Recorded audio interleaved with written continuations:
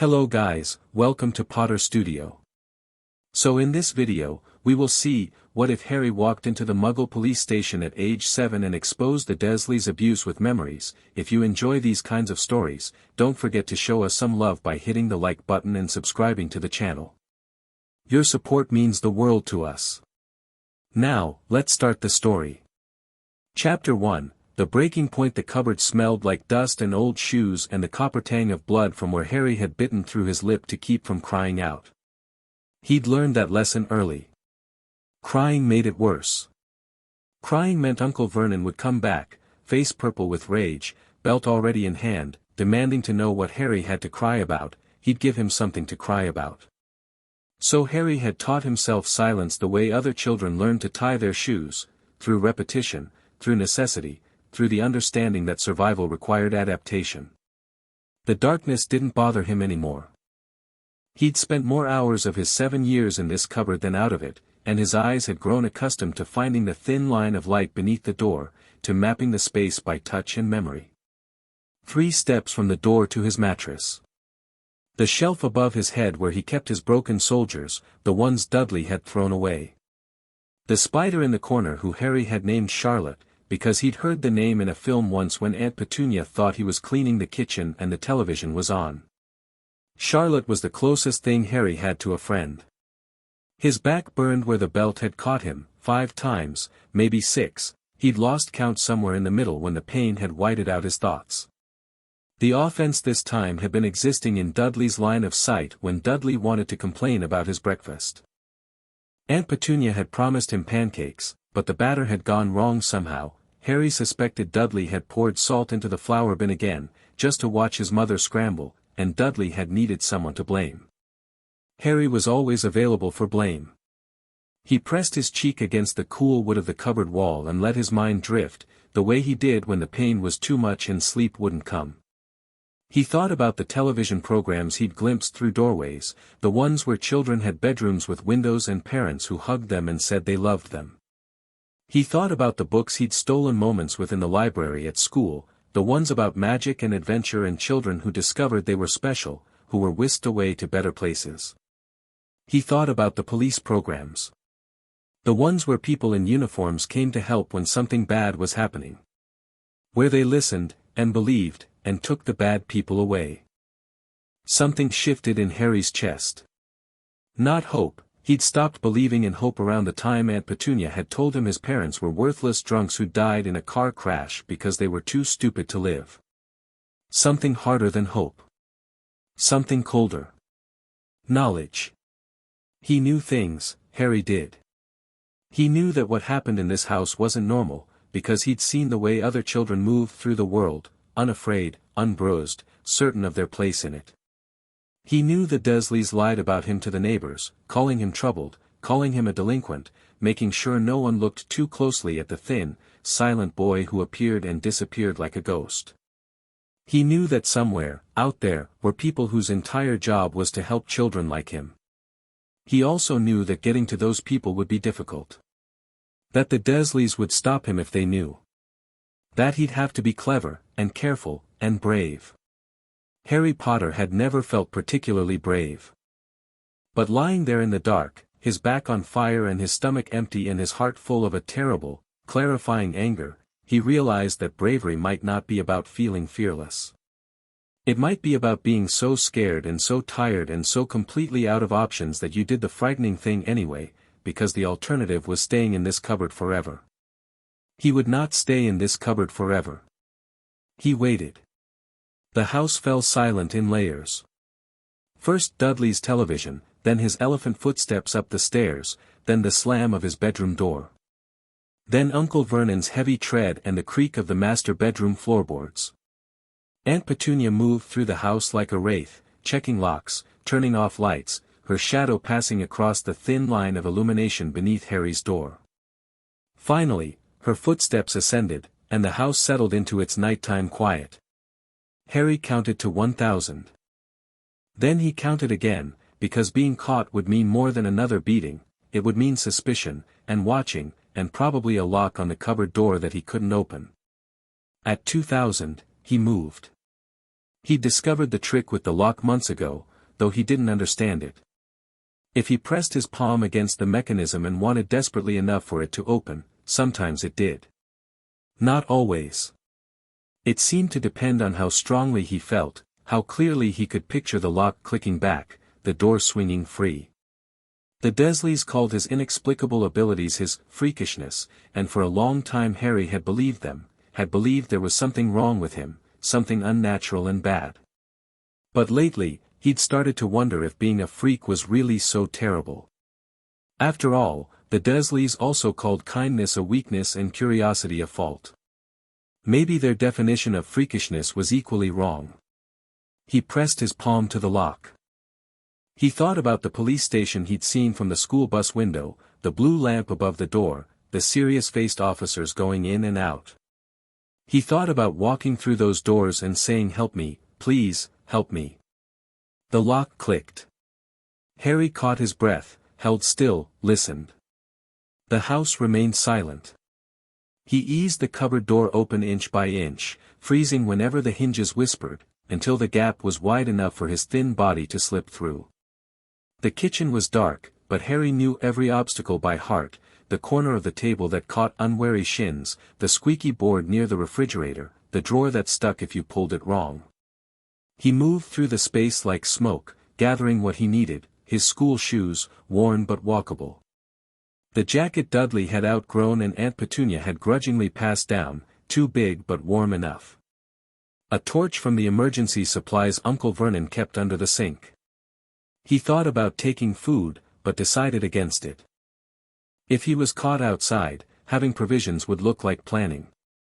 Better to seem like a confused child who wandered off in the night, at least until he reached somewhere safe. The back door lock required the same trick as the cupboard. Harry pressed and wished and felt something warm move through him, and the deadbolt slid back without a sound. The night air hit him like a blessing, cool and clean and free. Surrey in late October smelled like fallen leaves and distant fireplaces and the peculiar stillness that came after midnight. Harry stood on the back step and breathed deeply, letting the openness of the sky settle into his chest. He couldn't remember the last time he'd been outside after dark. The stars seemed impossibly bright, impossibly numerous, each one a tiny promise that the world was bigger than Privet Drive.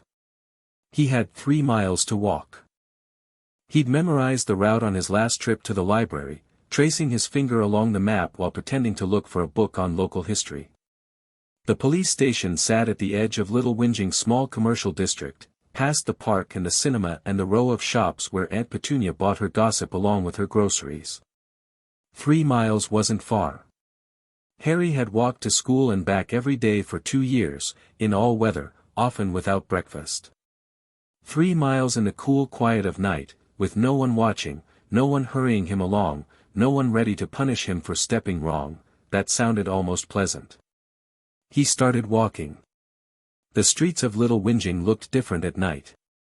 Softer, somehow. The houses that seemed so imposing in daylight, with their identical lawns and their judging windows and their residents who looked at Harry like he was something unpleasant on their shoe, became almost peaceful in darkness. Just shapes against the sky, lights extinguished, everyone inside dreaming their ordinary dreams. Harry wondered what ordinary dreams felt like. His own were filled with green light and high laughter and a cold voice saying words he couldn't quite make out. He woke from those dreams shaking, his scar burning, his heart pounding with a terror he couldn't name. But tonight he wasn't thinking about dreams. Tonight he was thinking about one step, then another, then another. About the police station getting closer with every minute. About the words he would say when he got there. He'd practiced them, in his head, lying in the cupboard. Simple words. My uncle hurts me. My aunt doesn't feed me. I live in a cupboard under the stairs. Please help. Would they believe him? The Dursleys had spent years telling everyone what a liar Harry was, what a troublemaker, what a problem child. Mrs. Mason from down the street had once seen Harry in the garden with a black eye and had said, with a knowing sigh, that boys will be boys and isn't it a shame about that Potter child? The teachers at school looked through him like he was made of glass, or worse, looked at him with suspicion, as if his silence and his bruises were somehow his own fault. Harry had learned to expect disbelief. To expect dismissal. To expect that the adults who should protect him would fail, because they always had. But the police were different. They had to be. They investigated things. They looked for evidence. They didn't just take one person's word, they searched for truth. And Harry had something that might make them believe. Something he didn't quite understand but had learned to use, the way he'd learned to use the thing with locks. Sometimes, when he talked about what happened to him, really talked, not the careful nothing words he used with teachers but the real, desperate truth, people saw it. He'd discovered this by accident, crying in the school bathroom after Dudley and his gang had played their favorite game of Harry hunting, and a younger girl had walked in and asked what was wrong. Harry had told her, really told her, and her face had gone white as paper and she'd gasped and stepped back and said, "I saw it, I saw them hurting you, how did I see that?" Harry didn't know how. But he knew that when he spoke his truth with enough feeling behind it, something happened. Something that made people understand in a way words alone couldn't achieve. He would make the police understand. The park materialized out of the darkness, its swings hanging still and silent, its climbing frame casting strange shadows in the streetlight. Harry knew this park. Dudley and his friends came here sometimes, and Harry had learned to avoid it, to find other routes that didn't risk an encounter with his cousin's fists. But at this hour, the park belonged to no one. Harry allowed himself a moment to pause, to sit on a swing and push himself gently back and forth, feeling the cool chain links against his palms. He'd never actually been on a swing before. Whenever he'd tried, Dudley had shoved him off.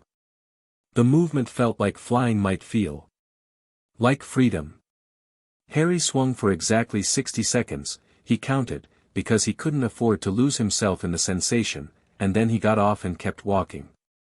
The police station was less than a mile away now. His heart was beating faster, his palms were sweating despite the cold, and his stomach felt tight with a combination of hope and fear that was almost nauseating. What if they didn't believe him? What if they called the Dursleys and sent him back? What if this made everything worse? The questions circled in Harry's mind like crows, dark and persistent and impossible to silence. But his feet kept moving. He'd come too far to turn back now. Whatever happened at the police station, at least he would have tried. At least he would have done something instead of lying in that cupboard and waiting for the next blow. The commercial district appeared ahead, its shop windows dark but familiar. The bakery where Aunt Petunia bought bread and disapproved of everything. The newsagent where Uncle Vernon collected his paper and complained about the headlines. The cinema where the Dursleys had once taken Dudley and his friend while Harry stayed with Mrs. Figg in her cat-smelling house. And there, at the end of the street, the blue lamp glowing like a beacon, the little whinging police station. Harry stopped walking. His breath came fast and shallow, and his hands were shaking, and for a terrible moment he couldn't make himself move forward. The building looked solid and official and completely uninterested in the problems of one small, damaged boy. The officers inside had real crimes to solve, real emergencies to handle. Why would they care about Harry Potter and his cupboard and his uncle's belt? Because it's their job, Harry told himself fiercely. Because someone has to care. Because I matter, I matter, I matter, the thought felt like something breaking open inside him. He'd never thought those words before, not really. The Dursleys had spent 7 years teaching him the opposite, grinding it into his bones with every blow and cruel word and hour locked in darkness. But standing here, alone in the night, having walked 3 miles on determination and desperate hope, Harry Potter chose to believe something different. He mattered. He deserved help. And he was going to walk through those doors and ask for it. His feet started moving again. The police station lobby smelled like coffee and floor cleaner and something else underneath, something human and institutional. Fluorescent lights buzzed overhead, harsh after the gentle darkness outside. A woman in uniform sat behind a tall desk, her attention on paperwork, her face set in the expression of someone who'd seen too much and expected too little from midnight visitors. Harry stood just inside the door and tried to remember how to speak. The woman looked up. Her eyes moved over him, the too big jacket, the worn shoes, the careful way he held himself, and something shifted in her expression. Not softness, exactly. More like recognition. Like she'd seen children who looked like Harry before, and knew what that particular combination of caution and defiance usually meant. "Help you, love?" she asked, and her voice was gentler than her face. Harry opened his mouth. Closed it. His rehearsed words had evaporated, leaving only the raw truth underneath. He tried to organize his thoughts, to present his situation calmly and logically, but what came out was nothing like what he'd planned. "My uncle beats me," he said. "My aunt starves me. I sleep in a cupboard under the stairs and I'm not allowed to eat unless I do chores, and sometimes they don't let me eat even then. I have bruises all over my back right now because I made Dudley angry by looking at him wrong. I walked here because I don't know what else to do, and I thought maybe," he felt it happening before he could stop it. The thing he did sometimes, the freakish thing, the thing that made people see. Emotion built in his chest like pressure behind a dam, and his words carried more than meaning, they carried memory, sensation, truth. The desk sergeant's face went slack. Her pen dropped from her fingers. Her eyes widened, pupils dilating, and she made a sound that was almost a whimper, one hand coming up to press against her shoulder as if she'd been struck. "Oh my God," she whispered. "Oh my, I saw, how did I?" Harry didn't know what she'd seen, exactly. He never did. But the way she looked at him now was different from any way an adult had ever looked at him before. There was no dismissal in her face, no suspicion, no getting ready to tell him he must be exaggerating. Only horror, and belief, and something fierce that might have been anger on his behalf. "Stay right there," she said, and her voice was shaking. "Don't move, love. Don't go anywhere."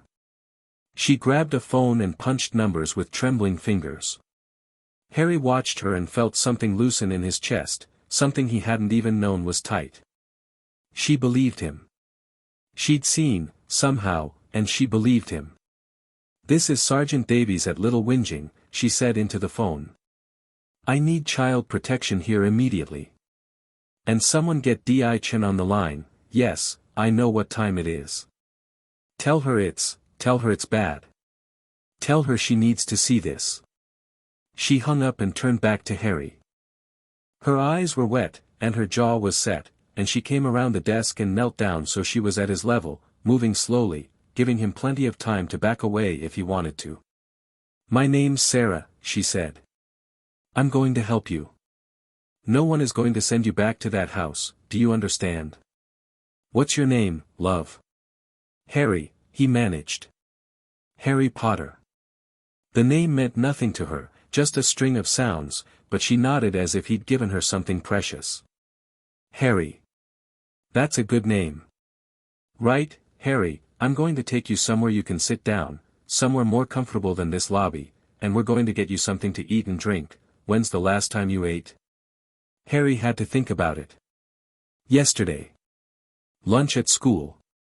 Half a sandwich, Dudley took the other half."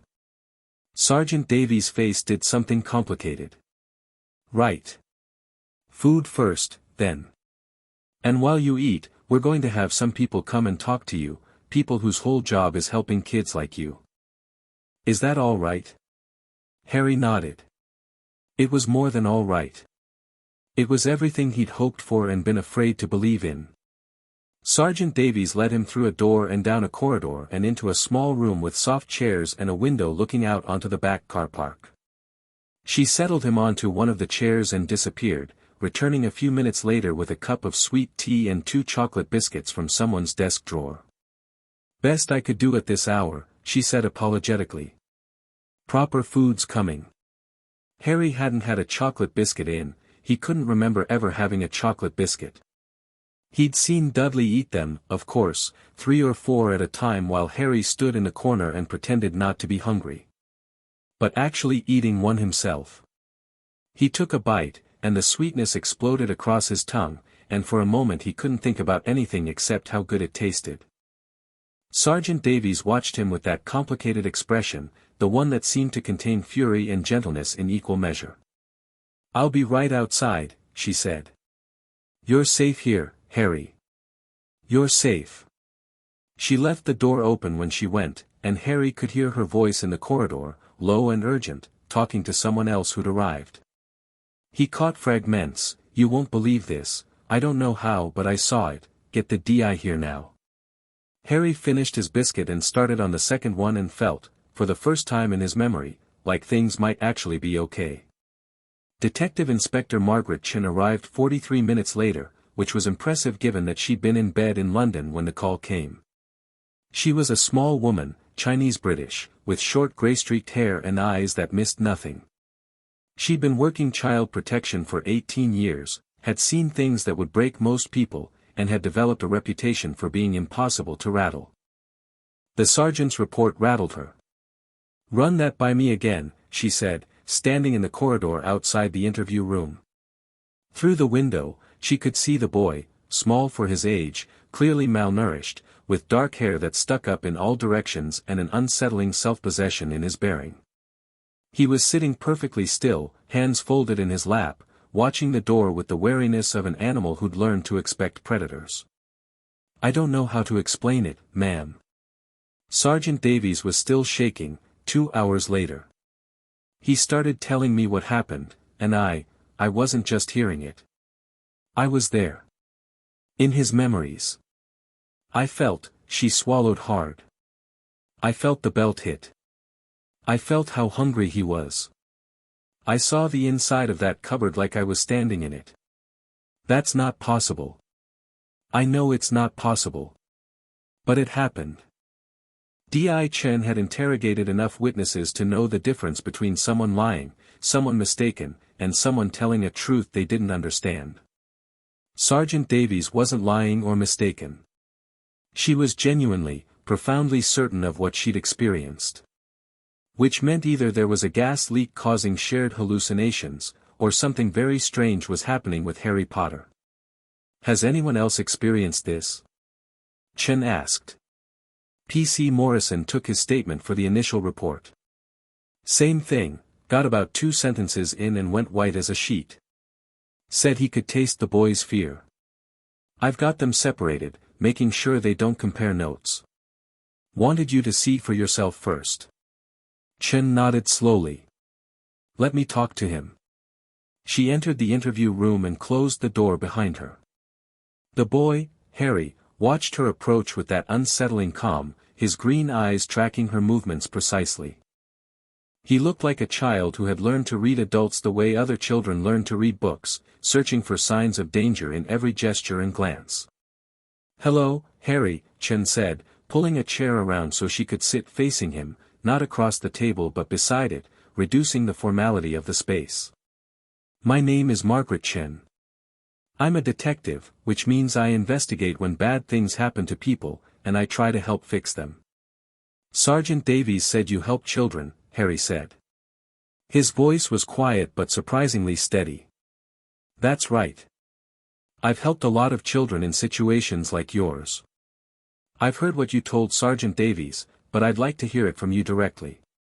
Can you tell me what's been happening at home?" Harry was quiet for a moment, studying her face. Chen waited. Patience was half of this job, giving children space to speak when they'd been taught that speaking brought punishment. "If I tell you," Harry said finally, "you'll see it. Like she did. I don't know how to stop it." Chen's heart rate picked up, though she kept her expression neutral. "That's all right. I've been doing this job for a long time. I can handle it." Harry nodded, took a breath, and began to speak. "I've lived with my aunt and uncle since I was a baby. My parents died. They told me it was a car crash, but I don't think that's true. I don't think any of what they've told me is true. They hate me. Uncle Vernon calls me boy or freak. Aunt Petunia calls me a burden. My cousin Dudley calls me worse things, but he learned them from his parents, so I don't think it's his fault, not really." As he spoke, Chen felt the world shift around her. It started subtly, a sensation of pressure in her head, a darkening at the edges of her vision. Then, between one breath and the next, she wasn't in the interview room anymore. She was inside a cupboard. The walls pressed close on every side, barely wider than her shoulders. Dust filled her nose. Her back ached with the dull throb of old bruises and the sharp fire of new ones. Her stomach twisted with hunger, not the mild discomfort of a skipped meal but real hunger, the kind that came from days of scraps and restrictions, the kind that made it hard to think about anything else. Above her head, heavy footsteps moved across the floor. A voice boomed through the wood, "Freak. If I hear one more sound out of you tonight," she felt the fear. Not her own adult fear but a child's terror, the kind that came from absolute powerlessness, from knowing that the people who were supposed to protect her would hurt her instead, and there was nothing she could do, nowhere she could go, no one who would help. The vision snapped away, and Chen was back in the interview room, gripping the arms of her chair with white-knuckled hands. Her breath came fast and harsh. Her eyes were wet. Across from her, Harry watched with an expression of resigned acceptance, like he'd expected this reaction and was waiting to see what she'd do with it. "I'm sorry," he said quietly. "I can't control it." Chen's mind was reeling, trying to process what had just happened within the framework of reality as she understood it. She couldn't. It didn't fit. Nothing about what she'd just experienced should be possible. But it had happened. She'd been there, in that cupboard, in Harry's memories. She'd felt what he felt. The evidence of abuse that would take weeks of careful documentation to establish in a normal case, she'd experienced it firsthand, incontrovertibly, in the space of seconds. "Harry," she said, and her voice came out rough. "How long has this been going on?" "Always. Since I can remember.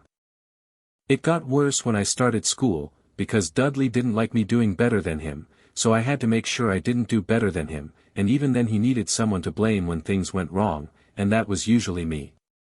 The words triggered another flash. Chen saw a classroom, a teacher writing on a board, Harry knowing the answer to a question but staying silent, head down, invisible, because the last time he'd raised his hand Dudley had caught him after school and held him down while his friends. She pulled herself back with effort. The vision seemed to respond to her attention, to her desire to understand. If she kept asking questions, she'd keep seeing answers. "Harry, I need you to know something." Chen leaned forward, meeting his eyes directly. "What your aunt and uncle have done to you is criminal. It's wrong. It's not your fault, and you didn't deserve any of it. You're going to be safe now. You're not going back to that house." Something flickered in Harry's expression, a crack in that careful composure. His lower lip trembled, just for a moment, before he controlled it. "Promise?" he asked, and suddenly he sounded his age. 7 years old and afraid to hope. "I promise," Chen said, and meant it with everything she had. "I'm going to personally make sure those people are held accountable for what they've done to you. And I'm going to make sure you have somewhere safe to live, with people who will treat you properly. That's my job, and I'm very good at it." Harry nodded slowly. The tears he'd been holding back spilled over, running silently down his cheeks. He didn't sob, didn't make a sound, even his crying was quiet, controlled, the crying of a child who'd learned that noise brought punishment. Chen's heart broke a little. 18 years of this work, and it still broke her, every time. "Right," she said, pulling herself together. "I'm going to have some doctors look at you, make sure you're healthy, document your injuries. Then we're going to get you somewhere comfortable to sleep, a real bed, with proper food before. And tomorrow, we're going to start building a case against your aunt and uncle. Does that sound all right?" "Yes," Harry said. That sounds good." Chen stood and moved toward the door, then paused. "Harry, that thing you do, the way you make people see your memories. How long have you been able to do that?" Harry shrugged, a small, uncertain gesture. "I don't know. I didn't know I was doing it until a girl at school told me she saw what I was talking about. I thought everyone could do it. Can't they? No, Chen said slowly. No, Harry, they can't. She left the room and closed the door and stood in the corridor for a long moment, her mind churning through implications she didn't have the framework to understand. Something was happening here. Something far beyond her experience. The visions, the boy's ability, the sense she had that Harry Potter was not entirely ordinary, none of it fit any category she knew. But that was a mystery for later.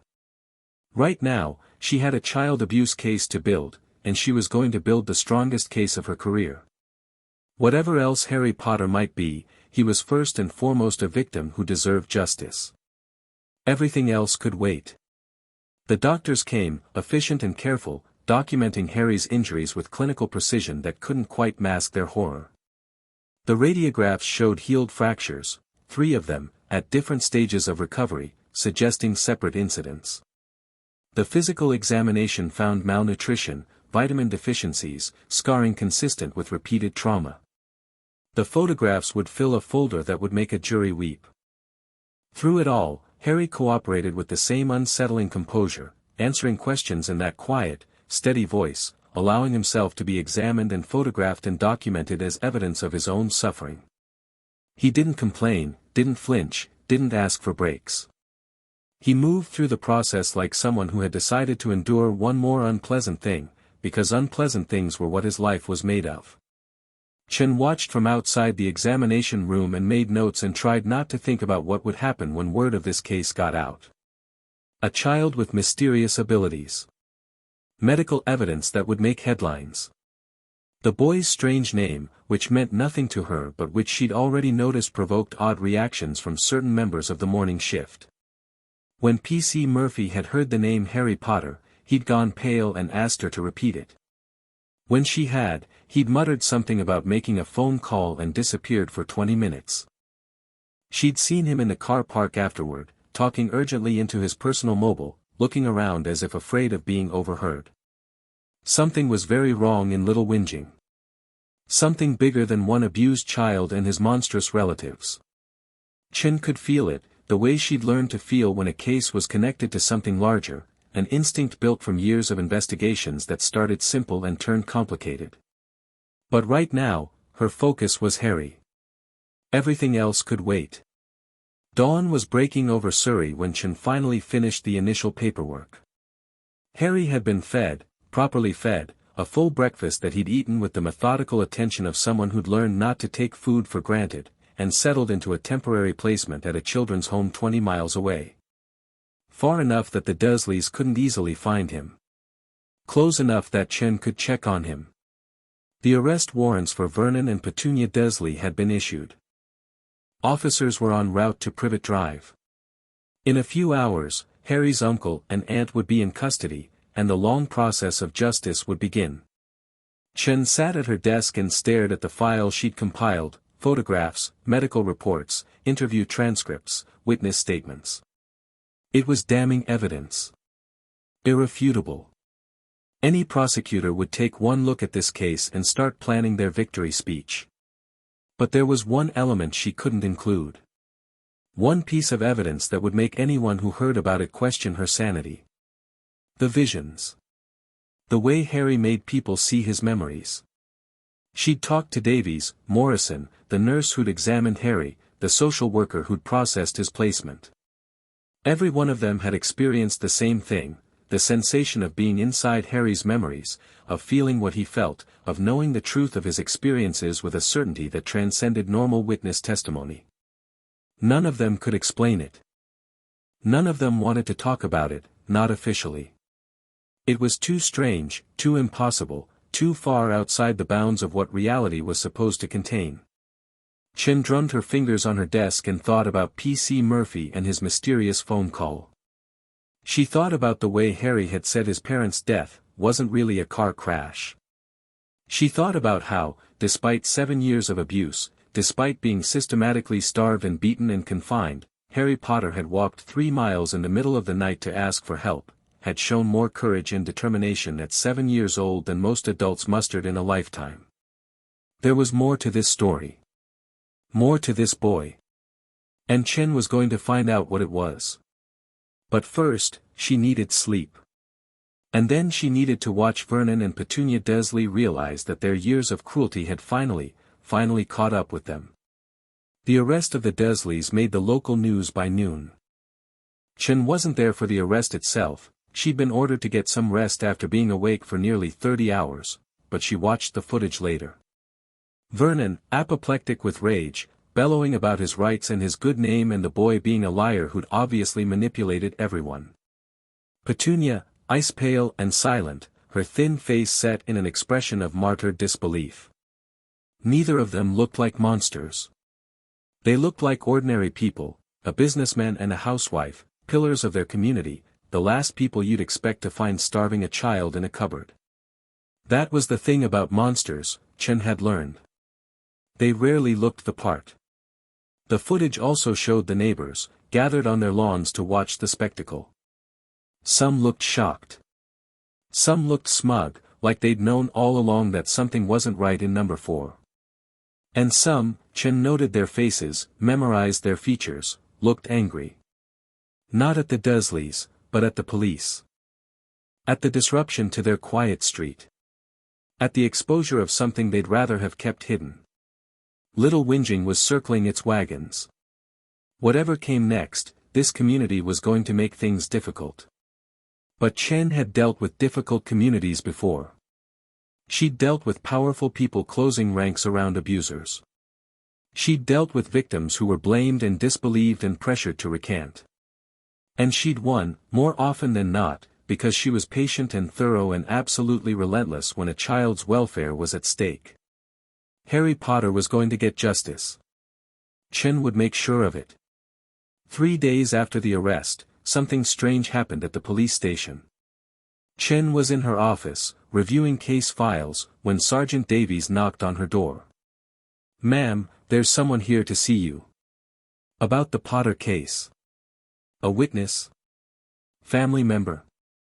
Davies hesitated. I'm not sure what she is, ma'am. She says she's from a special government department. She showed credentials, but I've never seen anything like them. And she's odd." Chen's instincts prickled.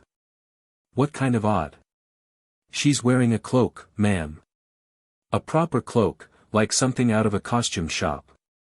And she asked to see the files using words that don't quite fit. She called the photographs still pictures like she'd never heard of cameras before." Chen stood slowly. "Where is she now?" "Interview room 2. I didn't want to let her wander." "Good. I'll be right there." She took her time walking to the interview room, gathering her thoughts. A government department she'd never heard of. Anachronistic clothing and language. An interest in Harry Potter specifically. This was the other shoe she'd been waiting to drop. Whatever was strange about Harry, it was connected to something larger, and that something was coming to her. She opened the door to interview room 2. The woman inside was tall, with a stern face and graying hair pulled back in a tight bun. She wore emerald green robes, not a cloak, Chen corrected herself, robes, and a pointed hat that should have looked ridiculous but somehow didn't. Her eyes, behind square spectacles, were sharp and assessing. "Detective Inspector Chen," the woman said. "Thank you for seeing me. My name is Minerva McGonagall, and I'm here about Harry Potter." Chen closed the door and sat down across from her unexpected visitor. "Ms. McGonagall. You said you're from a government department?" "In a manner of speaking." McGonagall's lips thinned. "What I'm about to tell you will be difficult to believe. But I think, given what you've experienced in the last few days, you may be more prepared to accept it than most." "I'm listening." "Harry Potter is not an ordinary child. His parents, James and Lily Potter, were not ordinary people. And the world Harry comes from, my world, is something your government is aware of but has agreed to keep secret." Chen said nothing. She'd learned long ago that silence often prompted more information than questions. McGonagall seemed to appreciate this. There is no easy way to say this, so I will be direct: magic is real. There is an entire society of magical people living alongside yours, hidden from ordinary perception. Harry Potter is magical. His parents were magical. And his ability to share memories through speech, while unusual even by our standards, is a manifestation of that magic. Chen stared at her. Then she reached into her pocket, pulled out her mobile phone, and set it on the table between them. If magic is real, she said calmly, show me. McGonagall raised an eyebrow. You believe me so quickly? I don't believe anything yet. But I've spent 3 days trying to explain how Harry Potter can make people see his memories, and I've gotten nowhere. If you have an explanation, prove it. McGonagall drew a thin wooden stick from her sleeve, a wand. Chen realized, the fairy tale prop suddenly present and real, and pointed it at the phone. The phone floated off the table. It spun slowly in midair, screen lighting up, displaying Chen's lock-screen photo of her daughter's graduation. Then it transformed, metal and glass flowing like water, reshaping itself into a small silver bird that spread wings made of circuitry and took flight around the room. Chen watched it fly.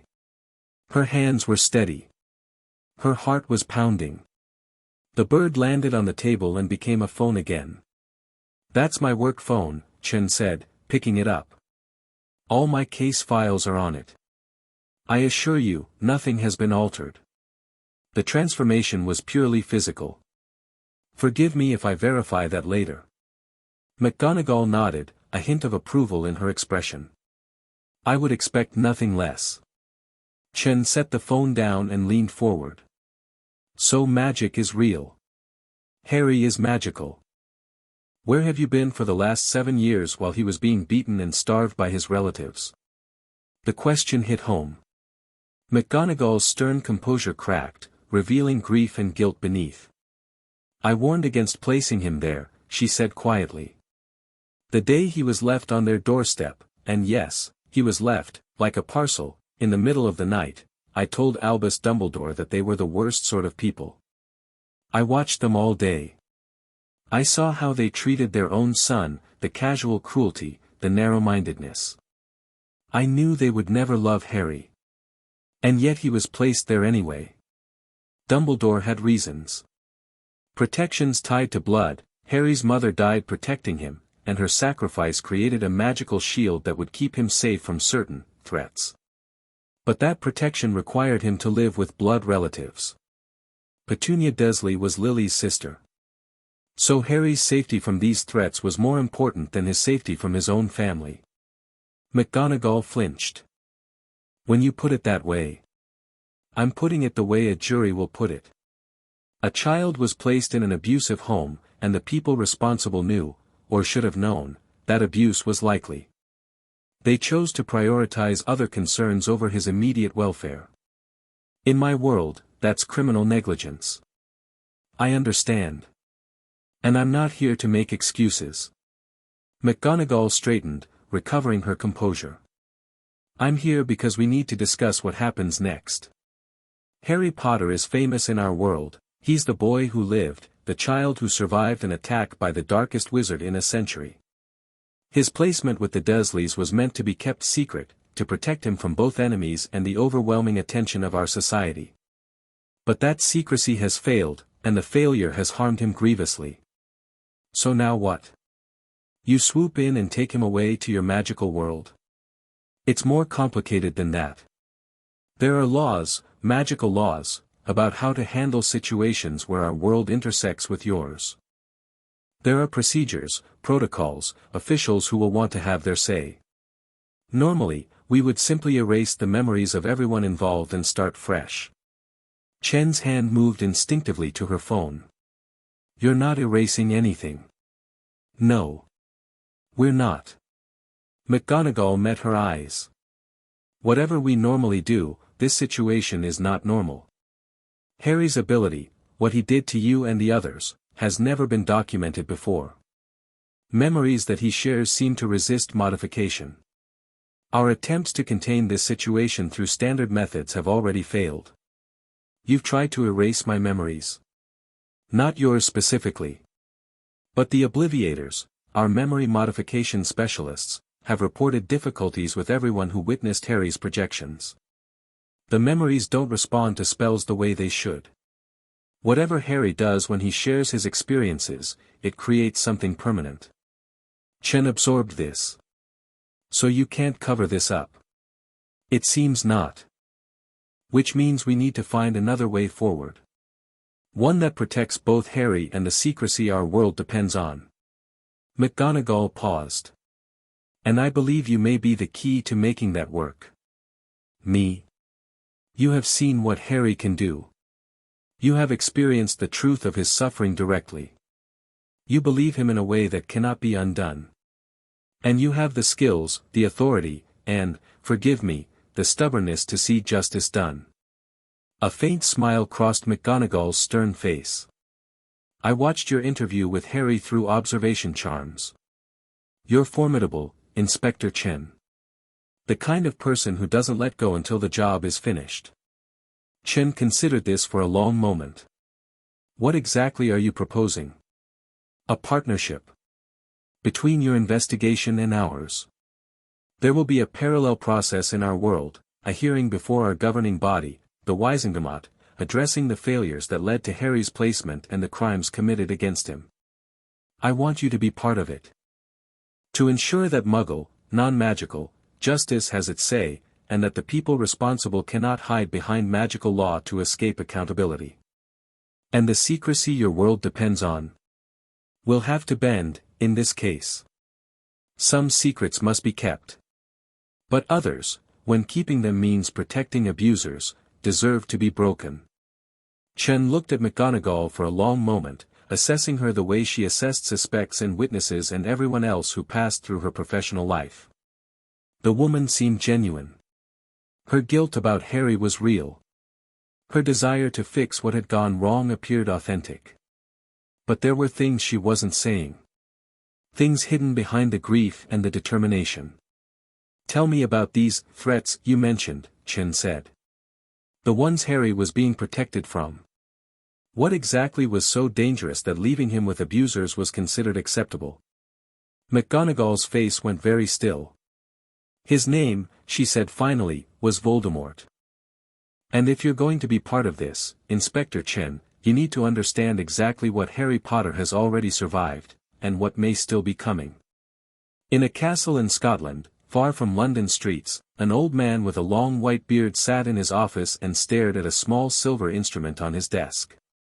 The instrument had been monitoring Harry Potter's welfare for 7 years. It measured his health, his emotional state, his magical development. For 7 years, it had shown readings that Albus Dumbledore had chosen to interpret as acceptable, not thriving, certainly, but surviving. Learning self-reliance. Building the resilience he would need for what lay ahead. Now the instrument showed something different. Harry was no longer at Privet Drive. His blood protection, tied to his residence with Petunia, was weakening. And his magical signature was doing something it had never done before, reaching outward, touching other minds, leaving marks that Dumbledore's best researchers couldn't fully explain. The boy had told the Muggles everything. Shown them everything. Created witnesses who couldn't be obliviated. The careful plan Dumbledore had built over 7 years, keeping Harry hidden, keeping him humble, keeping him away from the wizarding world's attention until he was ready, was crumbling. And the worst part was that Dumbledore couldn't even say it was unjust. He'd known the Dursleys were cruel. He'd told himself it was necessary. He'd weighed a child's suffering against the greater good and made his choice. Now that choice was coming back to him, as choices always did. The door to his office opened, and Minerva McGonagall stepped through, her face set in an expression he knew well, the one she wore when she was about to tell him something he didn't want to hear. It's worse than we thought, she said. The Muggle investigator isn't going to be deterred. She's documented everything. And she's already asking questions about why Harry was placed with the Dursleys in the first place. Dumbledore nodded slowly. And the boy himself? Recovered. Physically, at least. But Albus, Minerva's voice cracked slightly. The medical reports. The photographs. I knew it would be bad, but seeing the evidence, understanding exactly what we allowed to happen. You're not the only one who bears responsibility. I saw them, that first day. I told you they were awful. And then I did nothing. For 7 years, I did nothing. Minerva's hands clenched at her sides. That ends now. I don't care what it costs, politically, professionally, personally. Harry Potter is going to receive justice, and the people who failed him are going to be held accountable. All of them. Dumbledore met her eyes and saw the steel beneath the gilt. Minerva McGonagall was many things, brilliant, demanding, fiercely protective of her students, but above all, she was honest. When she made a promise, she kept it. All of them, he repeated softly. All of them. He bowed his head. Then we had best begin preparing. Because I suspect the storm that's coming will spare no one. In a temporary bed at a children's home in Surrey, Harry Potter slept. For the first time in his memory, his dreams were not filled with green light and cold laughter. Instead, he dreamed of soft things, clean sheets, warm food, voices that spoke kindly. He dreamed of the police officer who'd promised to help him, and the sergeant who'd cried when she'd seen his memories, and the doctor who'd handled him so gently while documenting everything the Dursleys had done. He dreamed of being believed. It wouldn't last, part of him knew. Nothing good ever lasted. Something would go wrong, the Dursleys would talk their way out of trouble, or the investigators would decide Harry had exaggerated, or the strange people from the world his aunt and uncle had tried to hide would arrive and make everything complicated. But for now, in this moment, Harry Potter was safe. He was fed. He was warm. And somewhere in the depths of his sleeping mind, something powerful was waking up. The magic that had let him share his memories, that had made people see and feel and believe, it was only the beginning. Harry didn't know it yet, but he was something the magical world had never seen before. His mother's sacrifice, his father's blood, the curse that had failed to kill him, they had combined to create abilities that would change everything. The wizarding world thought they knew who Harry Potter was. The boy who lived. A symbol, a savior, a piece in the great game against darkness. They were about to learn that Harry Potter was not a piece. He was a player. And he was just getting started.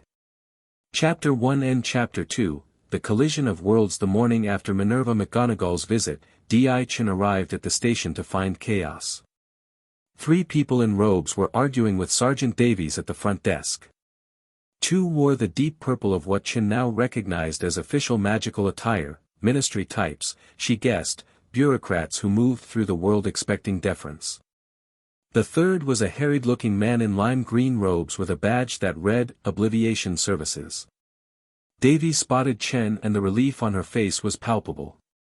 Ma'am, these individuals are insisting on access to our case files. I've told them they need to go through proper channels, but they're claiming some kind of jurisdictional authority I've never heard of. The taller of the purple-robed officials turned to Chen with a smile that didn't reach his eyes. Ah, you must be Detective Inspector Chen. I'm Cornelius Fudge, Minister for Magic. I'm here to resolve this unfortunate situation. Chen studied him. Mid-50s, soft around the middle, the look of a politician who'd spent more time in meetings than doing actual work. His smile was practiced, his handshake when he offered it was damp, and everything about his body language screamed I expect you to cooperate. She didn't shake his hand. Minister Fudge, she said. I wasn't aware magical governments made house calls. His smile flickered. Yes, well. This is a sensitive matter. The Potter boy is quite important to our community, and we're naturally concerned about his welfare. I'm sure you understand that this situation requires delicate handling. Delicate handling. Chen let the words hang in the air. A 7-year-old was systematically abused for his entire life. He walked 3 miles in the middle of the night to ask for help. And you're here to talk about delicate handling. Now, Inspector, there's no need for hostility. I'm not hostile, Minister. I'm busy. I have a case to build, evidence to process, and a child who needs to see his abusers face justice. If you have information that's relevant to my investigation, I'm happy to hear it.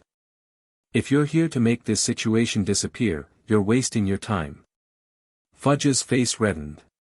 The man in lime green shifted uncomfortably. The second purple-robed official, a woman with a monocle and a severe expression, stepped forward. Perhaps we should discuss this somewhere private, she said. Her voice was calm, authoritative. I'm Amelia Bones, head of the Department of Magical Law Enforcement. I believe we have shared interests, Inspector Chen. Chen looked at her for a long moment.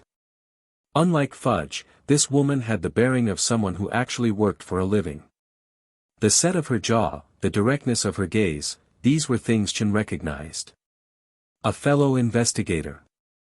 Possibly an ally. My office, she said. Fudge stays here. Now see here, Fudge sputtered. Minister, I believe Inspector Chen and I can handle the preliminary discussions, Amelia said smoothly. I'll brief you on the outcomes. Before Fudge could argue further, Chen was already walking. After a moment, Amelia followed. Chen's office was small and cluttered, case files stacked on every surface, photographs pinned to a corkboard, a half-empty cup of tea growing cold on her desk. She didn't apologize for the mess. Instead, she closed the door, gestured to the single visitor's chair, and leaned against her desk with her arms crossed. Talk, she said. Amelia sat, crossing her ankles precisely. You've met Minerva McGonagall. She told you about our world. She told me enough to understand what I'm dealing with. She also told me that your people have already tried to erase my memories and failed. A flicker of something, surprise. Respect, crossed Amelia's face. Minerva is thorough. Yes, there have been attempts. Standard protocol when magical matters intersect with Muggle awareness. They haven't worked.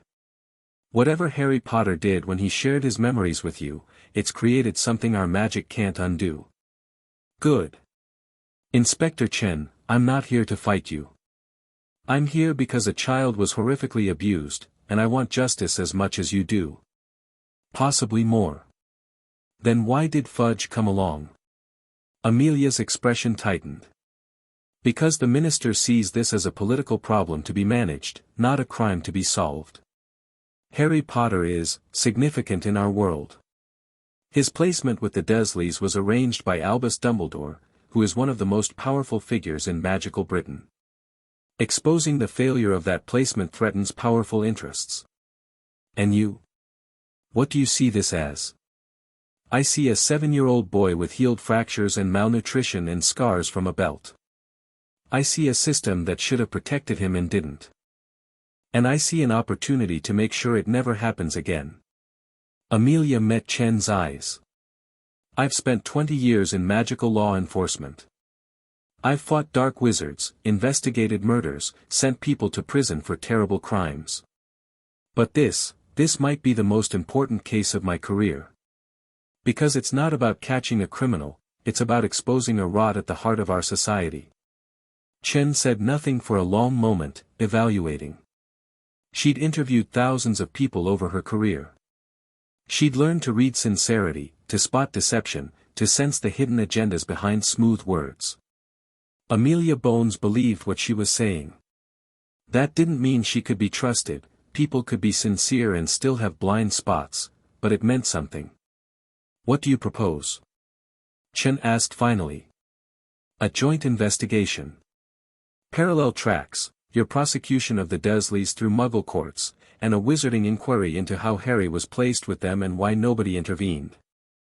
I want you involved in our process. As an observer, a consultant, whatever role works.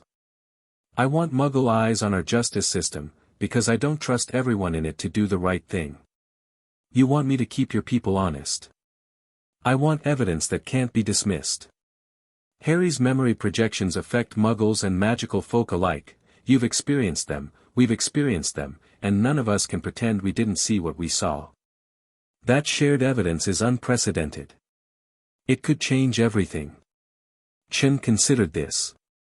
It was a reasonable proposal, strategically sound.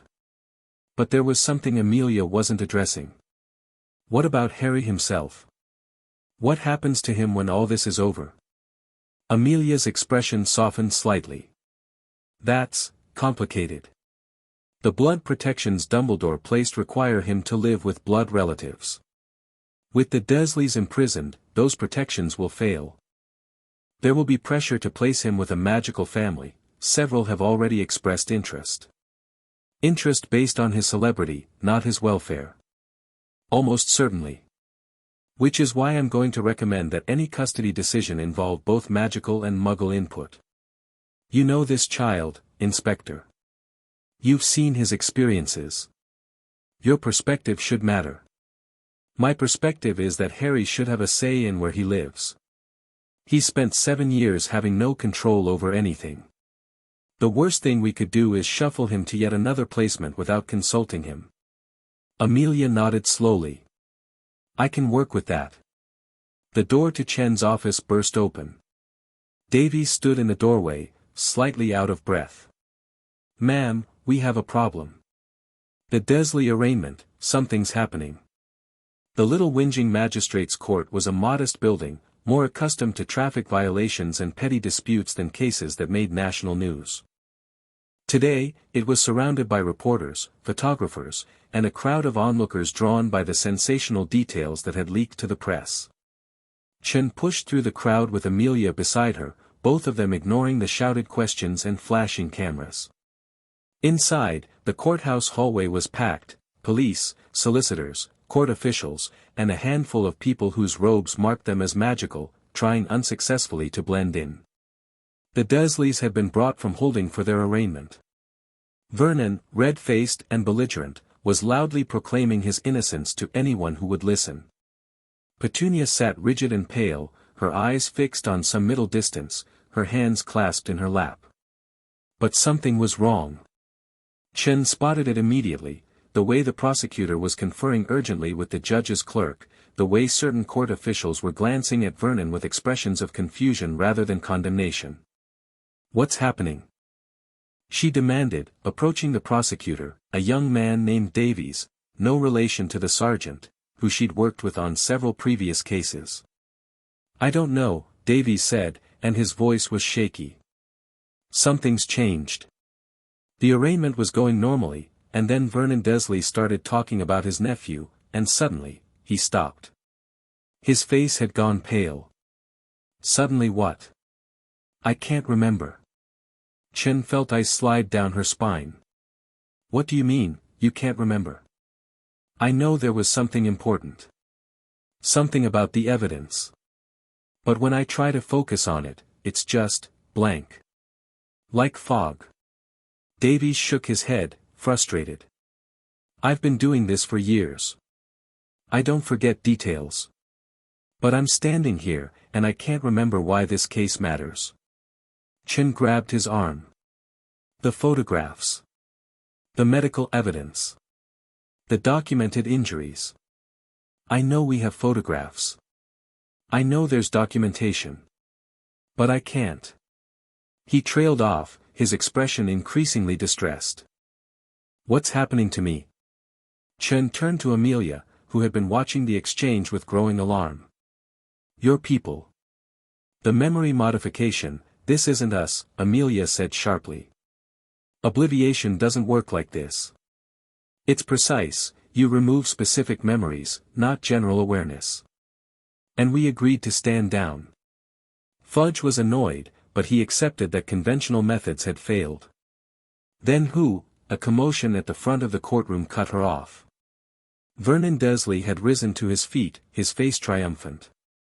You see, he bellowed. You see. The boy's a liar, always has been. Made up stories to get attention, to cause trouble for decent, hard-working people. We took him in out of the goodness of our hearts, and this is how he repays us." People were nodding.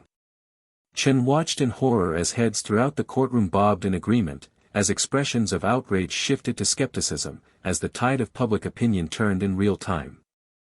She pushed forward, planting herself in front of Vernon. "I saw it," she said, loudly enough to be heard throughout the room. "I saw your belt hitting him. I felt the inside of that cupboard. I know exactly what you did, because your nephew showed me." Vernon's smugness faltered. Around the room, the dreamy confusion on people's faces flickered. Some looked at Chen with renewed interest, others seemed to be struggling against something they couldn't name. "She's mad," Vernon said, but his voice had lost its confidence. "The boys got her convinced of his lies." "No." Chen felt something shifting inside her, the same sensation she'd experienced when Harry projected his memories. But this time, she was in control. "I'm going to tell you what I saw. And you're going to understand." She began to speak. Amelia watched, astonished, as Margaret Chen did something that should have been impossible. The Muggle detective was projecting. Not with the raw, uncontrolled power of Harry's ability, but with something subtler, a focused intensity that cut through the magical interference blanketing the courtroom like a blade through fog. She described the cupboard in vivid detail, the dust, the darkness, the way the sloped ceiling forced a child to curl into himself. She described the scars on Harry's back, the malnutrition, the fractures that had healed crooked because no one had taken him to a hospital. She described the fear in his eyes and the courage it had taken for him to walk 3 miles in the middle of the night to ask strangers for help. And as she spoke, people remembered. The prosecutor's confusion cleared. He straightened, shuffling his papers, his professional focus returning. The court officials shook their heads as though waking from sleep. The crowd's sympathetic murmurs toward Vernon turned to disgusted mutters. Whatever enchantment had been cast on this courtroom, Chen was breaking it. Through sheer force of will and the reflected power of Harry's truth. Amelia scanned the room, looking for the source of the interference. There, in the back corner. A man in a dark cloak, his face partially hidden, his wand concealed but not completely invisible to someone who knew what to look for. He was watching Chen with an expression of frustrated concentration, his lips moving in silent incantation. She caught the eye of 2 Aurors she'd brought as backup and jerked her head toward the cloaked figure. They moved through the crowd with practiced subtlety. The figure noticed them too late. He tried to disapparate, the crack of displaced air echoed through the room, but anti-apparition wards snapped into place, courtesy of Amelia's preparation. The Aurors had him by the arms before he could try again. "Dawlish," Amelia said coldly, approaching the captured wizard. "What a surprise." John Dawlish, Auror 3rd class, Ministry loyalist, and, Amelia now realized, someone's errand boy. He'd been in her department for 15 years, competent enough but never exceptional, the sort of man who followed orders without asking questions. "Madam Bones, I can explain, save it." Amelia gestured to her Aurors. "Take him to the Ministry holding cells. I'll deal with him after this." Dawlish was dragged away, still protesting. Amelia turned back to the courtroom, where Chen had finished speaking and the arraignment was proceeding normally, charges read, bail denied, trial date set. Vernon Dursley's bluster had collapsed entirely, he was pale and sweating, finally understanding that his years of cruelty had consequences he couldn't talk his way out of. Petunia watched him be led away without expression. When her own charges were read, she said only one thing: "I want to make a statement. About the boy. About what we were told to do." The interrogation room at the police station had become a joint operation, Chen on one side of the table, Amelia on the other, Petunia Dursley facing them both. The woman had aged a decade in the past few days. Her sharp features had gone hollow, her immaculate appearance replaced by jail-provided clothes and unwashed hair. But her eyes were alert, calculating. "I need assurances," she said. "If I tell you everything, I need to know it will matter." "This isn't a negotiation," Chen said flatly. You starved and abused a child for 7 years. You're going to prison. The only question is how long. You don't understand. Petunia's voice cracked. We didn't have a choice. He made sure of it. Who? Petunia was silent for a long moment. When she spoke, her words came out in a rush, as though a dam had broken. Dumbledore. He came to us the night they left the boy. Didn't knock, didn't ask permission, just appeared in our kitchen like we'd invited him. He told us about my sister's death, about the magic, and he said Harry had to stay with us. That it was the only way to keep him safe from the people who had killed Lily. Chen glanced at Amelia, who nodded slightly. This matched what McGonagall had told them. We said no, Petunia continued. Vernon wanted nothing to do with it, with any of it. And I. She swallowed. I hated my sister. I won't pretend otherwise. She was the special one, the witch, and I was just ordinary Petunia. When she died, I thought I was finally free of all that strangeness. But Dumbledore wouldn't accept our refusal. What did he do? He did something. Waved his wand and spoke words I didn't understand. And after that, we couldn't say no. Every time we tried to send the boy away, every time we thought about calling the authorities, something stopped us. It was like there was a wall in our minds, preventing us from taking action. Chen's jaw tightened. You're saying he compelled you magically to keep Harry? Yes. But that's not all. Petunia's hands were shaking now. There was someone else. Someone who came later. After Dudley started school and Harry started doing things. Freakish things, like Lily used to do. Who? I don't know his name. He wore black robes and a silver mask, just his eyes visible, cold as ice. He came when Vernon was at work and Dudley was asleep. He told me that the boy needed to be controlled. Kept weak. That if he grew too strong, too confident, he would become dangerous. He said they were watching us, and if we didn't do what was necessary, they would hurt Dudley. Amelia leaned forward. A silver mask. Death Eater regalia. Petunia flinched at the term. He never used that word. But yes, I knew what he was. Lily had told me about them once, the followers of the Dark Lord. I thought they were all dead or imprisoned after that night. Some escaped, Amelia said grimly. Some were never caught. He visited me 3 more times over the years. Each time, he reinforced his instructions. Keep the boy small. Keep him afraid. Don't let him believe he's special. Petunia's voice broke. I'm not making excuses. Vernon didn't need magical compulsion to be cruel, that was always in him, and maybe in me too. But what we did, it wasn't entirely our choice. Someone was pulling our strings from the beginning. Chen sat back, processing this.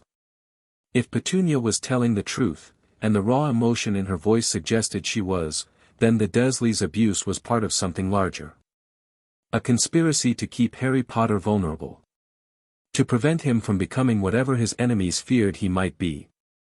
Who knew about these visits? Chen asked. Did you tell anyone? How could I? Who would believe me? And even if they did, I was too afraid. The man in the mask made it very clear what would happen if I talked. He said he had people everywhere, in the government, in the police, even among the freaks. He said no one could protect me if I betrayed them. Amelia's expression had gone hard. Describe him. Everything you can remember. Height, build, voice, any distinctive features. Petunia closed her eyes, calling up memories she'd clearly tried to bury. Tall. Thin but not frail, there was strength in the way he moved. His voice was low, cultured. He spoke like someone used to being obeyed. And his eyes, gray, I think, or very light blue. Cold. When he looked at me, I felt like he was seeing through me, like I wasn't a person to him, just a tool. Amelia's face had gone pale. Did he carry a cane? Black, with a silver handle? Yes. How did you, Lucius Malfoy? Amelia's voice was barely above a whisper. Gods, it was Malfoy all along. The name meant nothing to Chen, but from Amelia's reaction, it clearly meant a great deal. Who is Lucius Malfoy? Amelia took a moment to compose herself before answering. One of the wealthiest wizards in Britain. A former Death Eater who claimed to have been under mind control during the war. He was never prosecuted, too much money, too many connections, too little evidence. He spent the last 7 years rehabilitating his reputation, positioning himself as a philanthropist and political moderate. And you think he's been secretly working to keep Harry weak? It makes sense. If Voldemort, the Dark Lord, returns, his followers would want to ensure that the child who defeated him couldn't do so again. Keeping Harry ignorant of his heritage, beaten down and powerless, it's exactly the kind of long game Malfoy would play. Chen turned back to Petunia. Would you testify to this? In court, on the record? Petunia hesitated. If you can protect my son. Dudley had nothing to do with any of this, he's just a child. Promise me he won't be punished for what Vernon and I did. Your son participated in the abuse. There are witnesses, other children from Harry's school who saw him leading attacks. He learned it from us. From watching his father, from being told that Harry deserved it. He's 11 years old, don't destroy his life for our failures. Chen considered this. It was true that prosecuting Dudley would be complicated, juvenile cases were handled differently, and a decent defense attorney could argue that the boy had been raised to believe cruelty was acceptable. But the idea of letting him escape consequences entirely sat poorly with her. I'll advocate for counseling and rehabilitation rather than prosecution, she said finally. But that's contingent on your full cooperation. I want everything you know, every visit from this masked man, every instruction you received, every detail you can remember. And I want you to testify, publicly, about what you've told us here. Petunia nodded slowly. Yes. I'll do it. Whatever you need. Good. Chen stood. We'll have someone take your formal statement. In the meantime, you'll remain in custody, for your own protection as much as anything. She and Amelia stepped out of the interrogation room, closing the door behind them. Malfoy, Amelia said again, her voice tight with controlled fury. I've suspected him for years. Everyone has. But we've never been able to prove anything. You can now. We have a witness, testimony, a direct connection to Harry's abuse. It won't be enough. Not with his money, his lawyers, his connections.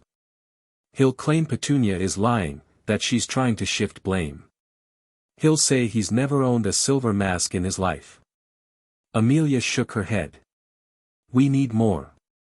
We need evidence that can't be dismissed. Chen thought for a moment. Harry. If he could project his aunt's memories the way he projects his own, that's not how his ability works. At least, not as we understand it. He shares his own experiences, not others. Then we find another way. Malfoy visited Petunia multiple times over several years. There must be traces, magical signatures, witnesses, something we can use. There might be. If I can get access to the Dursley home and the right detection equipment. Amelia paused. This is going to require resources. Official support. And that means convincing the Wisengamot to authorize an investigation into one of its most influential members. Can you do that? Amelia's smile was thin and fierce. Watch me. The Wisengamot chamber was an impressive space, circular, tiered with benches rising toward a vaulted ceiling, dominated by a central podium where the accused would stand. Ancient magic hummed in the stones, detection spells and truth enchantments layered over centuries to ensure that justice was done. At least, that was the theory. Amelia knew the reality was more complicated. She stood before the assembled Wisengamot, feeling the weight of hundreds of eyes upon her. Politicians, judges, academics, hereditary members whose families had held seats for generations, they watched her with expressions ranging from interest to hostility. Minister Fudge sat in the high chair, his face carefully neutral. He'd been furious when Amelia announced her intention to call this emergency session, even more furious when she told him why. But he hadn't been able to stop her. The law was clear that the head of magical law enforcement could convene the Wisengamot for matters of urgent criminal importance. Madam Bones, Fudge said, his voice echoing through the chamber. You have called this assembly to discuss the Potter situation. The floor is yours. Amelia didn't waste time with pleasantries. Esteemed members, I come before you with evidence of a conspiracy that reaches into the highest levels of our society. 7 years ago, Harry Potter, the boy who lived, was placed in the care of his Muggle relatives. You know this. What you may not know is that his placement was deliberately sabotaged from within our own community. Murmurs rippled through the chamber. Amelia pressed on. The Dursley family did not simply neglect young Harry. They abused him systematically: beatings, starvation, confinement. The evidence is irrefutable: Muggle medical records documenting malnutrition and healed fractures, photographs of injuries, and most significantly, testimony from witnesses who have experienced Harry's memories directly through his unprecedented magical ability. An ability that has yet to be verified by appropriate authorities, someone called from the upper benches. I have experienced it myself, as have numerous Muggle officials. Our obliviators have confirmed that memories shared through Harry's ability resist modification, a phenomenon never before documented. This isn't speculation, it's fact. What does this have to do with a conspiracy? The speaker was Lucius Malfoy himself, seated in his hereditary position, his expression politely curious. Surely the Dursleys' crimes are a Muggle matter. Amelia turned to face him directly. The conspiracy, Lord Malfoy, involves the deliberate manipulation of the Dursley family by a wizard wearing Death Eater regalia. Petunia Dursley has testified that a man in a silver mask visited her multiple times over the years, instructing her to keep Harry weak and afraid, threatening harm to her son if she didn't comply. The murmurs grew louder. Malfoy's expression didn't change, but something flickered in his pale eyes. A wild accusation, he said smoothly. Made by a woman facing criminal charges who has obvious motivation to shift blame.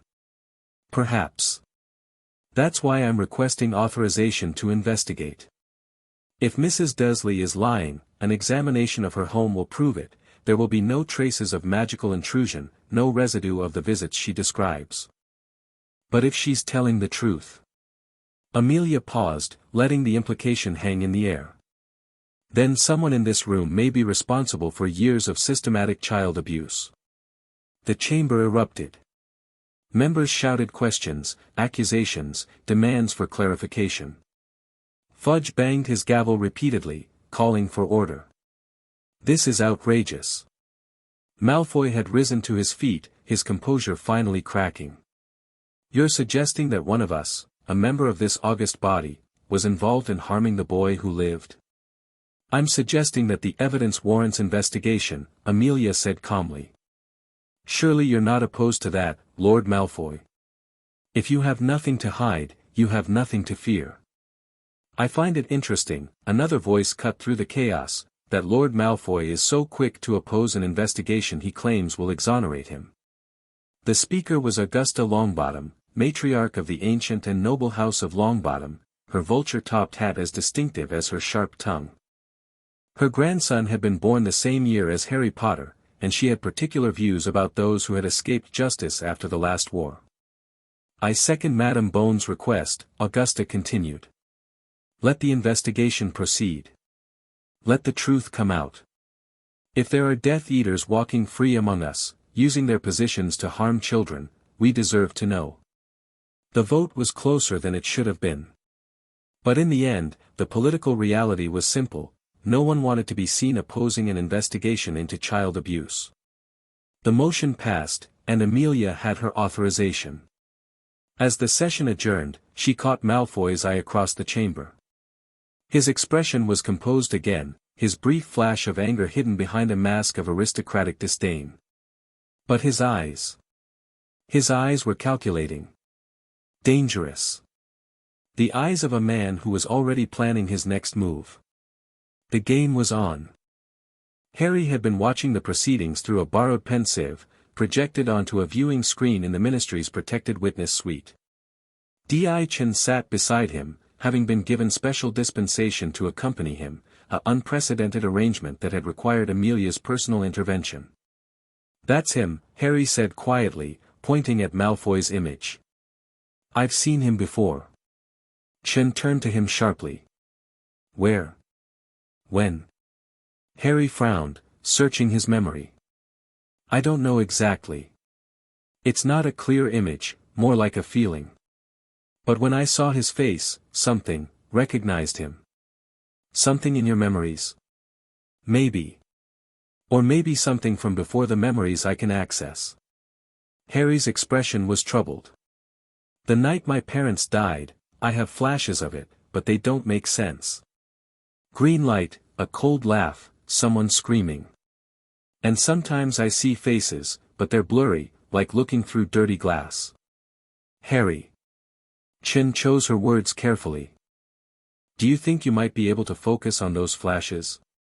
Try to see them more clearly." "I've tried. When I do, my head hurts and the images just get more confused." He touched his scar absently. "But lately, since I told you everything, since I started using my ability on purpose, it feels like something's waking up. Like there are doors in my mind that have been locked, and they're starting to open." Chen exchanged a glance with Amelia, who had entered the suite during their conversation. The older witch's expression was deeply concerned. "Harry," Amelia said gently, "your ability is unprecedented. We don't fully understand how it works or what its limits are. I'd like you to speak with some researchers from the Department of Mysteries, people who specialize in unusual magical phenomena. Will it help catch the people who hurt me? It might help us understand what you can do, which could certainly assist the investigation."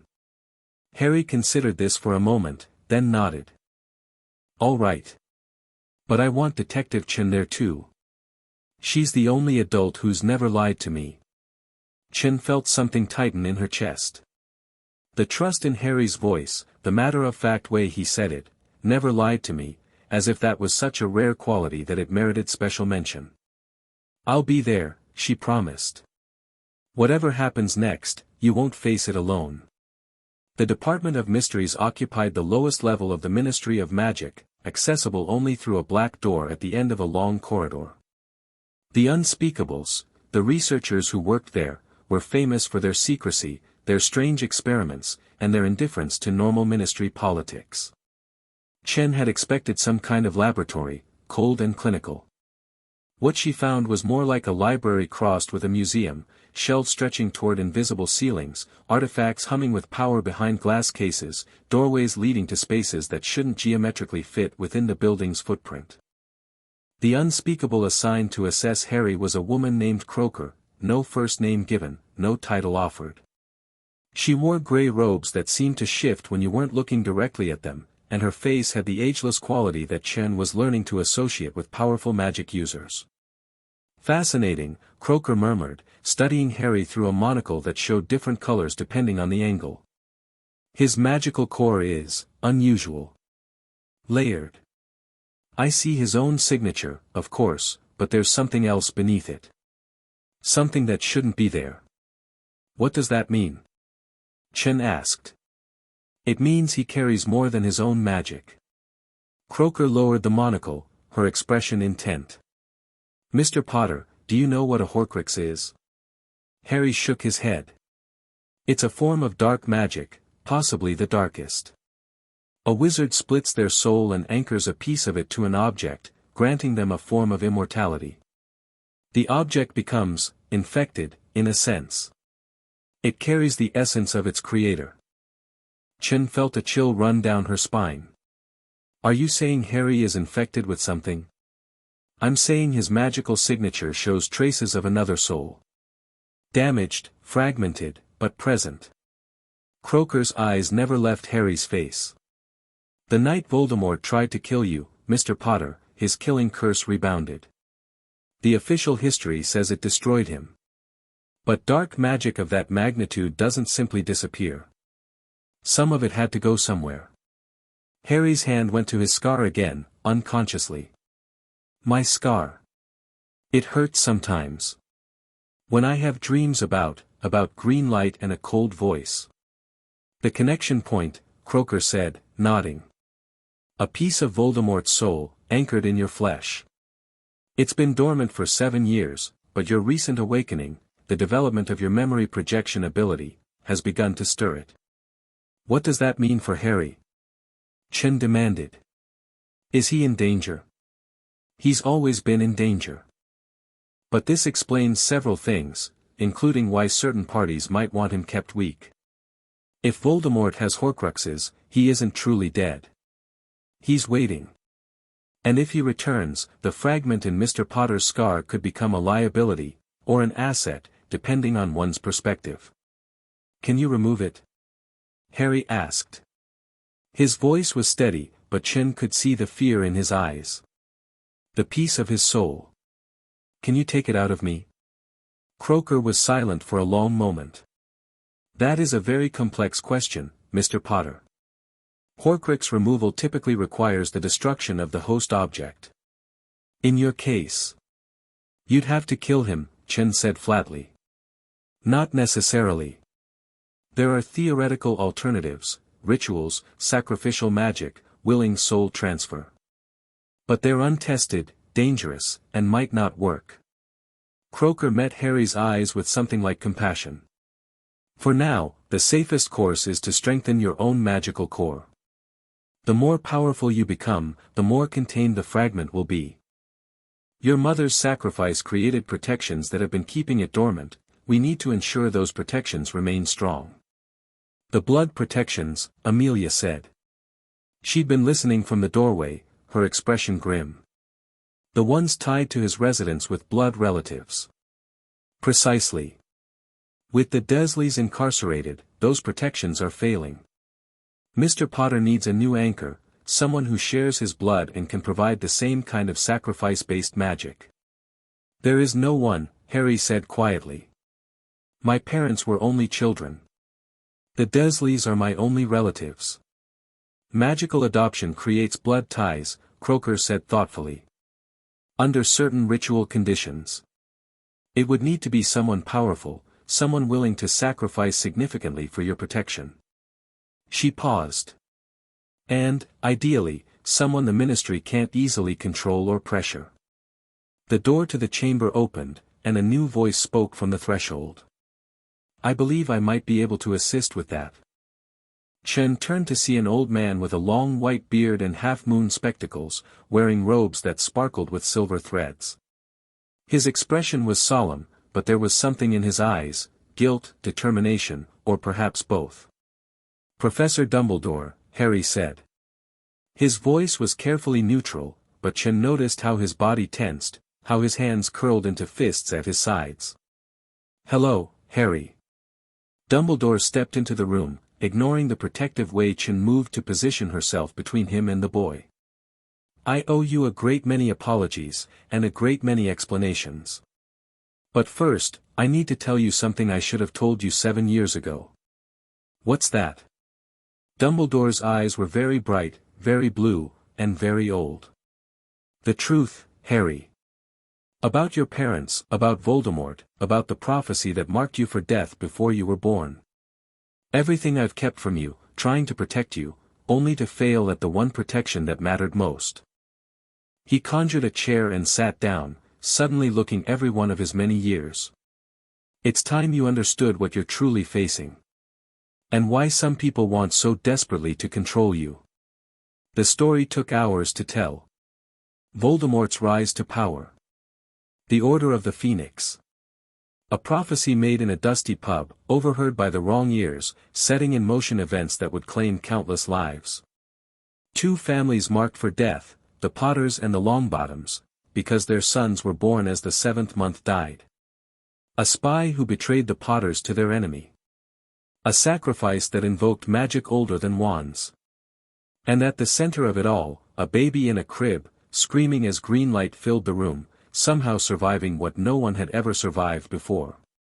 Harry listened without interrupting, his face growing paler with each revelation. When Dumbledore finished, a heavy silence filled the chamber. "You knew," Harry said finally. His voice was barely above a whisper. "You knew there was a piece of his soul in me. You knew the Dursleys would hate me. You knew I was being abused, your instruments told you, and you did nothing. I believed, you believed I needed to be kept weak." Harry stood abruptly, his chair scraping against the stone floor. "Just like the Death Eaters did. Just like Malfoy wanted. You had different reasons, but you wanted the same thing, a Harry Potter who was scared and small and didn't know what he was capable of. I wanted you to be protected, you wanted to control me." Harry's voice rose, and with it, his power. The air in the chamber seemed to thicken, to press inward, as his emotions reached out and touched everyone present. And suddenly, they all felt it. Dumbledore's perspective cascaded through them, his calculations, his fears, his genuine love for a boy he'd never let himself know. They felt his certainty that Voldemort would return, his belief that Harry needed to sacrifice himself to destroy the soul fragment, his terrible, compassionate conviction that the boy's death was the only path to victory. They felt his grief over that conviction. His hope that somehow, impossibly, Harry might survive even that final sacrifice. His desperate rationalization that a loveless childhood was acceptable because it would make the eventual sacrifice easier, no ties, no deep connections, nothing to make Harry fight to live when he needed to die. The projection ended as abruptly as it began, leaving everyone gasping. "You were going to let me die," Harry said. There was no anger in his voice now, only a terrible, crystalline understanding. "You were raising me like a lamb for slaughter. I was looking for alternatives." Dumbledore's voice was broken. "I never stopped looking, but you weren't hopeful. You didn't really believe there was another way." Harry took a step back, then another. "I trusted you.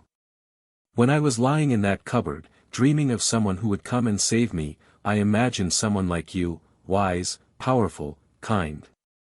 Someone who would see what was happening and make it stop. Harry, I'm done being other people's tool. I'm done being sacrificed for causes I never chose." Harry turned to Chen, to Amelia, to Croaker. "I want to learn about my magic. I want to understand what I can do and how to control it. I want to find every Death Eater who escaped justice and every person who helped them. And I want to do it myself, not as someone's weapon, but as myself." He looked back at Dumbledore, and his eyes were older than any 7-year-old should be. "You can help me, or you can get out of my way. But you will never make decisions about my life again. Do you understand?" Dumbledore bowed his head. When he raised it, there were tears on his cheeks. "I understand, Harry. And I will do whatever I can to earn your forgiveness, even knowing I may never deserve it." Harry didn't respond. He simply turned and walked out of the chamber, his small figure straight-backed and resolute.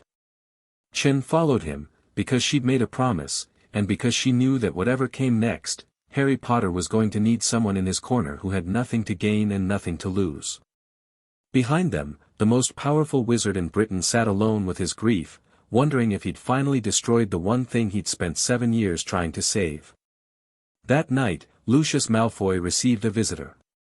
His manor was warded against intrusion, protected by spells that had accumulated over centuries of paranoid occupation. No one should have been able to enter his study without his knowledge, let alone appear in his chair as if they'd always been there. And yet, "You've made a mess of things, Lucius." The voice was soft, almost gentle, but it carried an edge that made Malfoy's blood run cold. He knew that voice. He'd spent years trying to forget it, telling himself its owner was gone forever, that the dark times were past. "My lord, don't." The figure in the chair leaned forward, and the firelight revealed features that were wrong, too smooth, too pale, with eyes that gleamed red in the shadows. "I've been watching, Lucius. Waiting. And I must say, your stewardship of our cause has been disappointing. The boy was kept weak, just as you commanded. Ignorant of his heritage, abused by Muggles, broken in spirit, and yet here we are. Voldemort's lipless mouth curved in something that was not quite a smile. The boy has escaped. He's told the Muggles everything. He's developed abilities we never anticipated. And worst of all, he's projecting his memories to anyone who listens, including the night I tried to kill him. Malfoy felt sweat bead on his forehead. My lord, there were complications, there were failures. Your failures. Voldemort rose from the chair in a movement that was eerily fluid. I've spent years as less than a ghost, Lucius. Clinging to existence through anchors you know nothing about. Waiting for the opportunity to return. And now that opportunity is threatened because you couldn't control one small boy. What would you have me do? Voldemort moved closer, and the temperature in the room dropped. I would have you fix this. The inquiry into Harry Potter's abuse must be derailed. The Muggle investigator must be dealt with. And the boy himself must be brought under our influence before his abilities develop further. The blood protections are failing. Why do you think I've chosen now to make contact? Voldemort's smile widened. Harry Potter is vulnerable for the first time in 7 years. His mother's sacrifice is weakening. If we act quickly, we can take him before anyone realizes the danger. Take him. But the prophecy says he has the power to vanquish me. It doesn't say he will use it. Voldemort's eyes gleamed with terrible anticipation. Imagine, Lucius, if the boy who lived became our greatest weapon instead of our greatest threat. If his memory projection ability, that remarkable, unprecedented gift, was turned to our purposes. We could rewrite history. We could make everyone see what we want them to see. Malfoy felt a chill that had nothing to do with the temperature. That would require breaking him completely. Something your Muggle pawns were supposed to accomplish. Since they failed, we'll have to be more direct. Voldemort moved toward the window, gazing out at the darkness beyond. Gather our friends, Lucius. It's time to remind the wizarding world that I am not so easily defeated. He turned back, and for a moment, his form flickered, revealing something even less human beneath the pale facade. And Lucius? Don't fail me again. You wouldn't like the consequences. He vanished, leaving Malfoy alone with his fear and his racing thoughts. The Dark Lord had returned.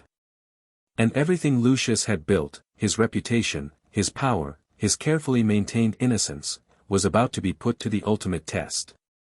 In the children's home in Surrey, Harry woke from a nightmare. His scar was burning. His head was full of images that didn't belong to him, a dark room, a cold voice, plans being made in shadows. He clutched his forehead and gasped for breath, trying to separate his own thoughts from the invasive presence pushing at the edges of his mind. Something was waking up. Something that had been sleeping in his scar for 7 years. And it was angry. Harry forced himself to breathe slowly, to center his thoughts, to push back against the intrusion. He thought of Detective Chen and her promise to help him. He thought of Amelia Bones and her fierce determination to find justice. He thought of his own resolution to never be controlled again. The presence retreated, reluctantly, like a tide being pushed back by sheer force of will. But Harry knew it would return. Whatever piece of Voldemort lived inside him, it was getting stronger. And somewhere out there, the rest of Voldemort was getting stronger too. The game had changed. The stakes had risen. And Harry Potter, 7 years old, scarred, abused, but unbroken, was going to have to grow up very fast indeed. He lay back down, but he didn't sleep again that night. Instead, he planned. Chapter 2 and Chapter 3, The Weight of Evidence. 2 weeks after the Wisengamot authorized Amelia Bones' investigation, the magical examination of No. 4 Privet Drive began. Chen stood on the pavement outside the Dursley home, watching a team of wizards cast detection spells that made the air shimmer like heat rising from summer concrete. The neighbors had been told that a gas leak required evacuation of the immediate area, a lie that sat poorly with Chen's professional ethics, but one she'd accepted as necessary given the alternative. 17 distinct magical signatures, the lead investigator reported to Amelia. Most are old, residual traces from the blood wards Dumbledore established. But there are at least 4 that don't match any known protective enchantment. Can you identify them? 2 are standard concealment charms, the kind used to hide magical activity from detection. 1 is a compulsion matrix, heavily degraded but still partially active. The 4th. The wizard hesitated. The 4th is dark magic, Madame Bones. Very dark. It's centered on the cupboard under the stairs. Chen felt her stomach turn. The cupboard. Where Harry had spent so much of his childhood, locked away in darkness. What kind of dark magic? Amelia's voice was tight. Soul magic. Nothing I've ever encountered directly, but the signature matches theoretical descriptions of Horcrux residue. The investigator looked shaken. Someone was using that cupboard to amplify a soul connection. Every moment the boy spent in there, surrounded by that enchantment, would have strengthened the link between him and whatever soul fragment he carries. Voldemort, Chen said flatly. Someone was using Harry's prison to make his connection to Voldemort stronger. That's the implication, yes. Amelia closed her eyes for a moment, visibly controlling her reaction. When she opened them, her expression was carved from stone. Document everything. I want comprehensive records of every magical trace in this house, who cast them, when they were cast, and what their purpose was. This evidence will be presented to the Wizengamot, and I will not have Malfoy or anyone else dismissing it as speculation. The investigation continued for hours. Chen wandered through the house while the magical team worked, seeing it through new eyes, the obsessive normalcy, the photographs that featured only the Dursley nuclear family, the complete absence of any sign that a second child had ever lived here. She found herself standing in front of the cupboard door. Someone had pried it open during the initial search, it hung ajar now, revealing the narrow space where Harry had spent so many nights. The mattress was still there. Thin, stained, too small for a growing child.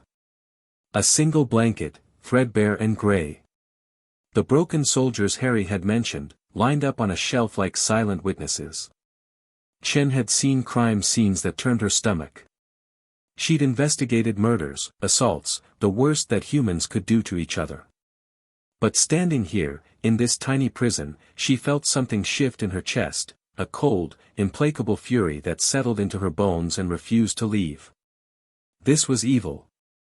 Not the dramatic evil of villains in stories, but the mundane evil of cruelty normalized, of a child suffering treated as routine.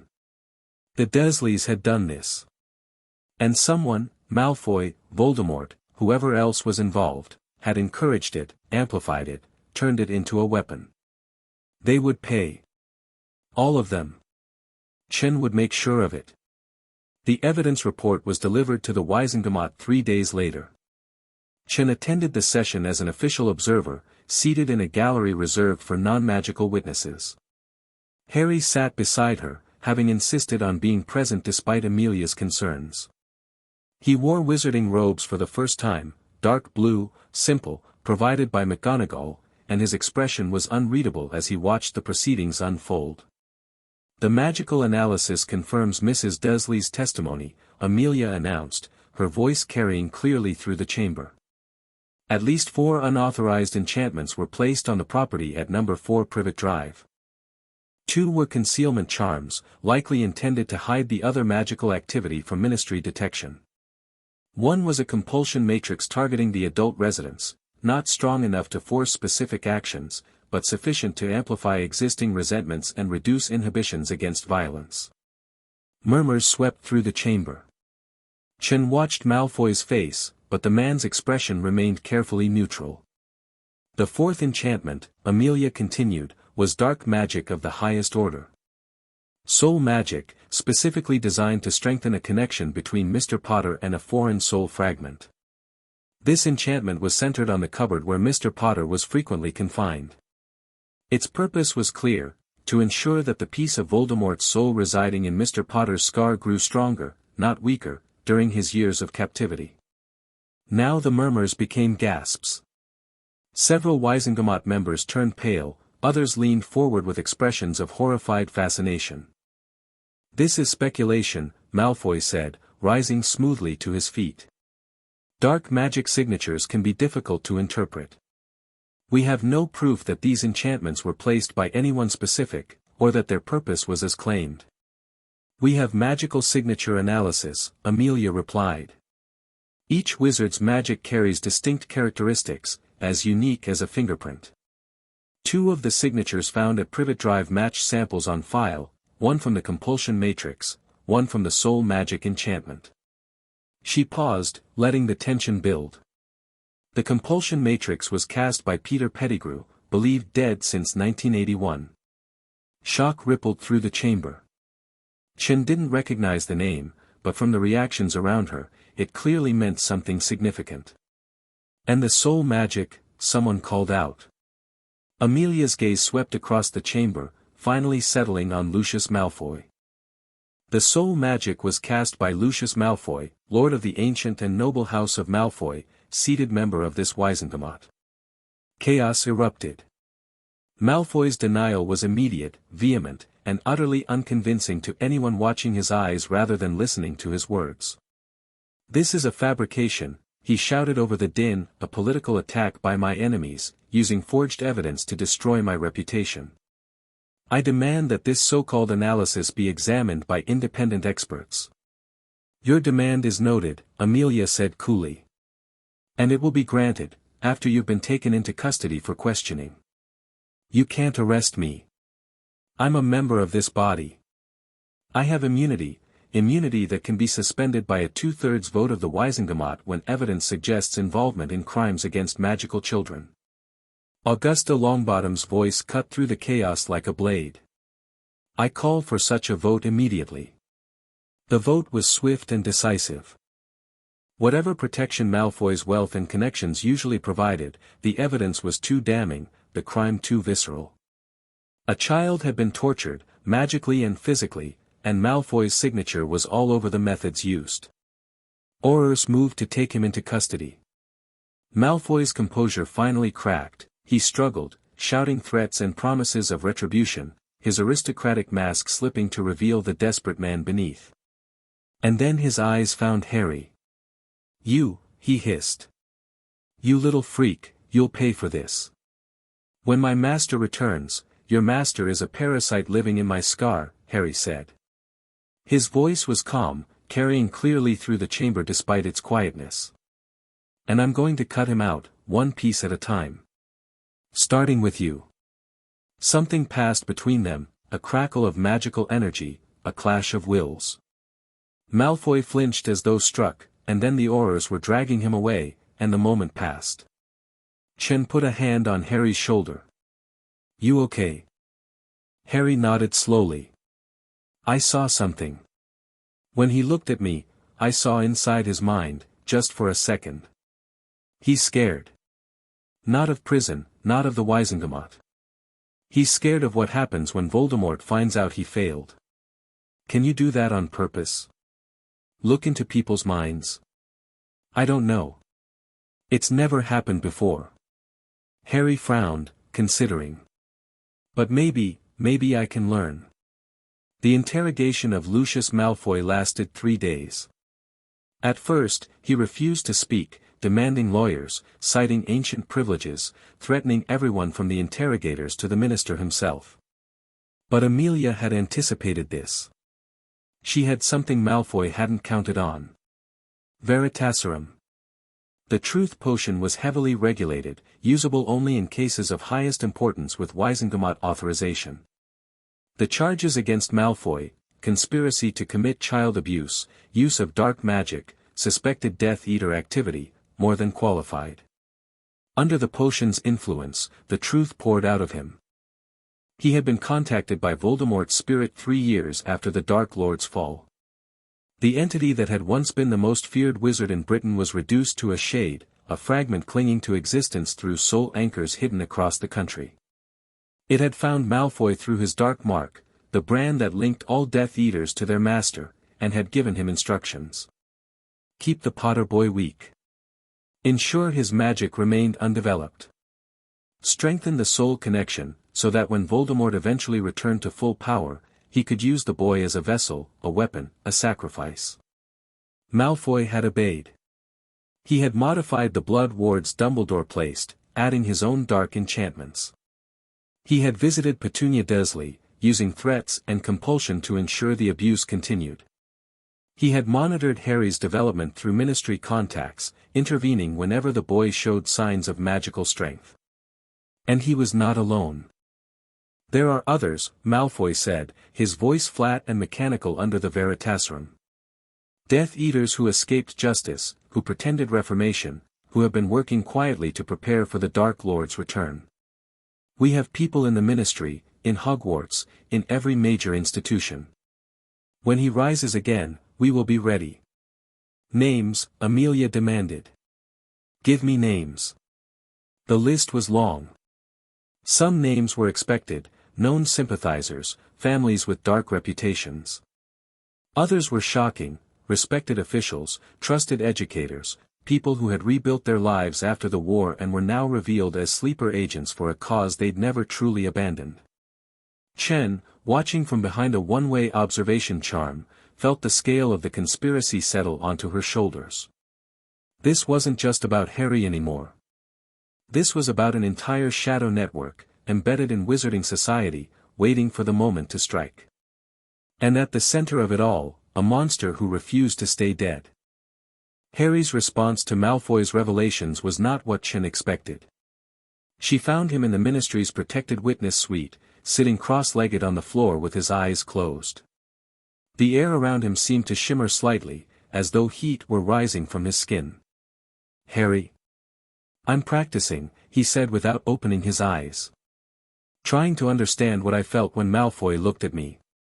The way I saw into his mind, if I can learn to do it deliberately, I can help identify the other Death Eaters. I can see who's lying and who's telling the truth. That sounds dangerous. Everything about my life is dangerous. Harry opened his eyes, and Chen was struck by how old they looked. Not world-weary or cynical, just aware, in a way that children shouldn't have to be. I've been thinking about what Dumbledore told me. About the prophecy, and the soul fragment, and all of it. And he was right about one thing, I'm connected to Voldemort. There's a piece of him inside me, and it's always going to be there until we figure out how to remove it safely. But he was wrong about what that means. Harry stood, moving with a grace that seemed new, more controlled than before. Dumbledore thought the connection made me vulnerable. A weakness to be managed. But connections work both ways. If Voldemort can see through my eyes, maybe I can see through his. If his soul fragment can influence me, maybe I can influence it back. That sounds like it could go very wrong. It could. But sitting around waiting to be rescued went wrong for 7 years. Harry met her eyes steadily. I'm done being passive.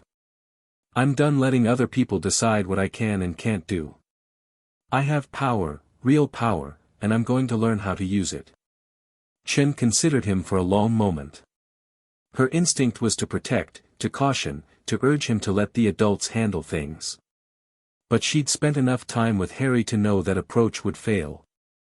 He'd survived by taking action, by refusing to accept helplessness. Trying to make him passive now would only drive him to act alone, without guidance or support. Then let's do it properly, she said finally. I'll talk to Amelia and McGonagall. We'll find you teachers, people who can help you develop your abilities safely. Not to make you a weapon, but to make sure you can protect yourself. Harry's expression softened slightly. You really aren't like the other adults. I try not to be. Chen allowed herself a small smile. Now, have you eaten anything today? I'm not hungry. That wasn't what I asked. Harry almost smiled. Almost. There's food in the kitchen. I was going to eat after I finished practicing. You're going to eat now. And then you're going to tell me everything you've figured out about your abilities, and we're going to make a plan together. Understood? Yes, ma'am. This time, the almost smile reached his eyes. Progress, Chen thought. Slow, fragile, but progress nonetheless. The trials began a week later. The Dursleys' Muggle trial proceeded first, a deliberate choice by Chen and Amelia to establish a foundation of evidence before the more complicated wizarding proceedings. The case was straightforward: overwhelming physical evidence, Harry's testimony, and the unprecedented memory projections that allowed judge and jury to experience the abuse firsthand. Vernon Dursley received 20 years. His bluster had long since faded. By the end of the trial, he was a shrunken figure, unable to meet anyone's eyes, confronted at last with the reality of what he'd done. Petunia received 5 years, reduced from the potential maximum in exchange for her cooperation. Her testimony about Malfoy's visits and the compulsion matrix had been crucial. The court recognized that while her culpability was real, she had not acted entirely of her own free will. Dudley, as Chen had promised, was remanded to juvenile rehabilitation rather than criminal prosecution. Child psychology experts testified that he had been systematically taught to see his cousin as less than human, a form of abuse in itself, though one that produced a perpetrator rather than a victim. He would receive counseling, education, and the chance to become something other than his father's son. Harry attended all 3 sentencings. He said nothing, asked no questions, showed no visible emotion. But Chen noticed how he watched each Dursley as judgment was passed, not with satisfaction or triumph, but with something harder to name. Understanding, perhaps. Or pity. Or simply the recognition that these people, who had loomed so large in his childhood fears, were ultimately small and sad and broken in their own ways. After Dudley's hearing, Harry approached his cousin in the corridor. The 2 boys hadn't spoken since Harry's escape. Dudley flinched when he saw Harry coming, his face going pale with something that looked like genuine fear. "I don't forgive you," Harry said quietly. "What you did, what you helped your parents do, I'm not going to pretend that's okay. But I understand that you were taught. That you didn't know any better because no one taught you better." Dudley swallowed hard. I'm sorry. I didn't." He trailed off, unable to find words. "I know." Harry studied his cousin's face with that unsettling perception he'd developed. "You're going to have a chance to be different now. A chance I never got, when we were growing up. Don't waste it." He walked away without waiting for a response. Chen followed, glancing back once to see Dudley standing frozen in the corridor, tears streaming down his round cheeks. It wasn't forgiveness. It wasn't reconciliation. But it might have been the first step towards something neither of them had the vocabulary for yet. The wizarding trials were more complicated. Malfoy's case had to account for both his specific crimes against Harry and his broader role in the Death Eater conspiracy. The Veritaserum testimony had provided names, but many of those named had powerful friends, plausible alibis, or simply enough money to make legal problems disappear. Amelia fought for every conviction. She called witnesses, presented evidence, subjected suspects to truth potion and memory extraction. Some cases succeeded, others slipped through the cracks, victims of the same corruption that had allowed Malfoy to operate freely for years. But the cumulative effect was unmistakable. By the time the trials concluded, 6 prominent wizards had been convicted of Death Eater activity. 4 ministry officials had been dismissed for corruption.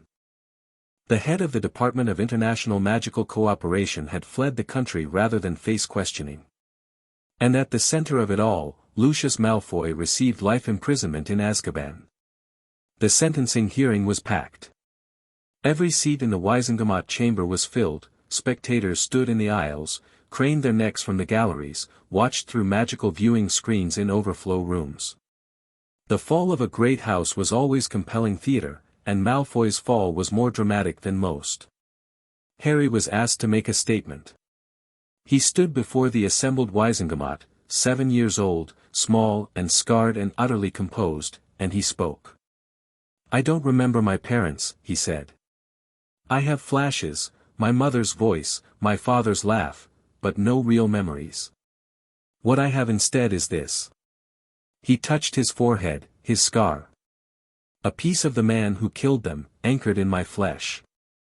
Every nightmare I've ever had, every time my scar burned with pain, every moment I've felt darkness pressing at the edges of my mind, that's his gift to me." He turned to face Malfoy directly. "You helped him. You spent 7 years making sure I was weak, afraid, alone. You wanted me broken because a broken child is easier to control, easier to use, easier to kill." Malfoy said nothing. His face was gray, his eyes hollow. Whatever arrogance he'd once possessed had been stripped away by the proceedings. "You failed," Harry continued. "I'm not broken. I'm not weak. And I'm not going to be controlled by you or anyone else.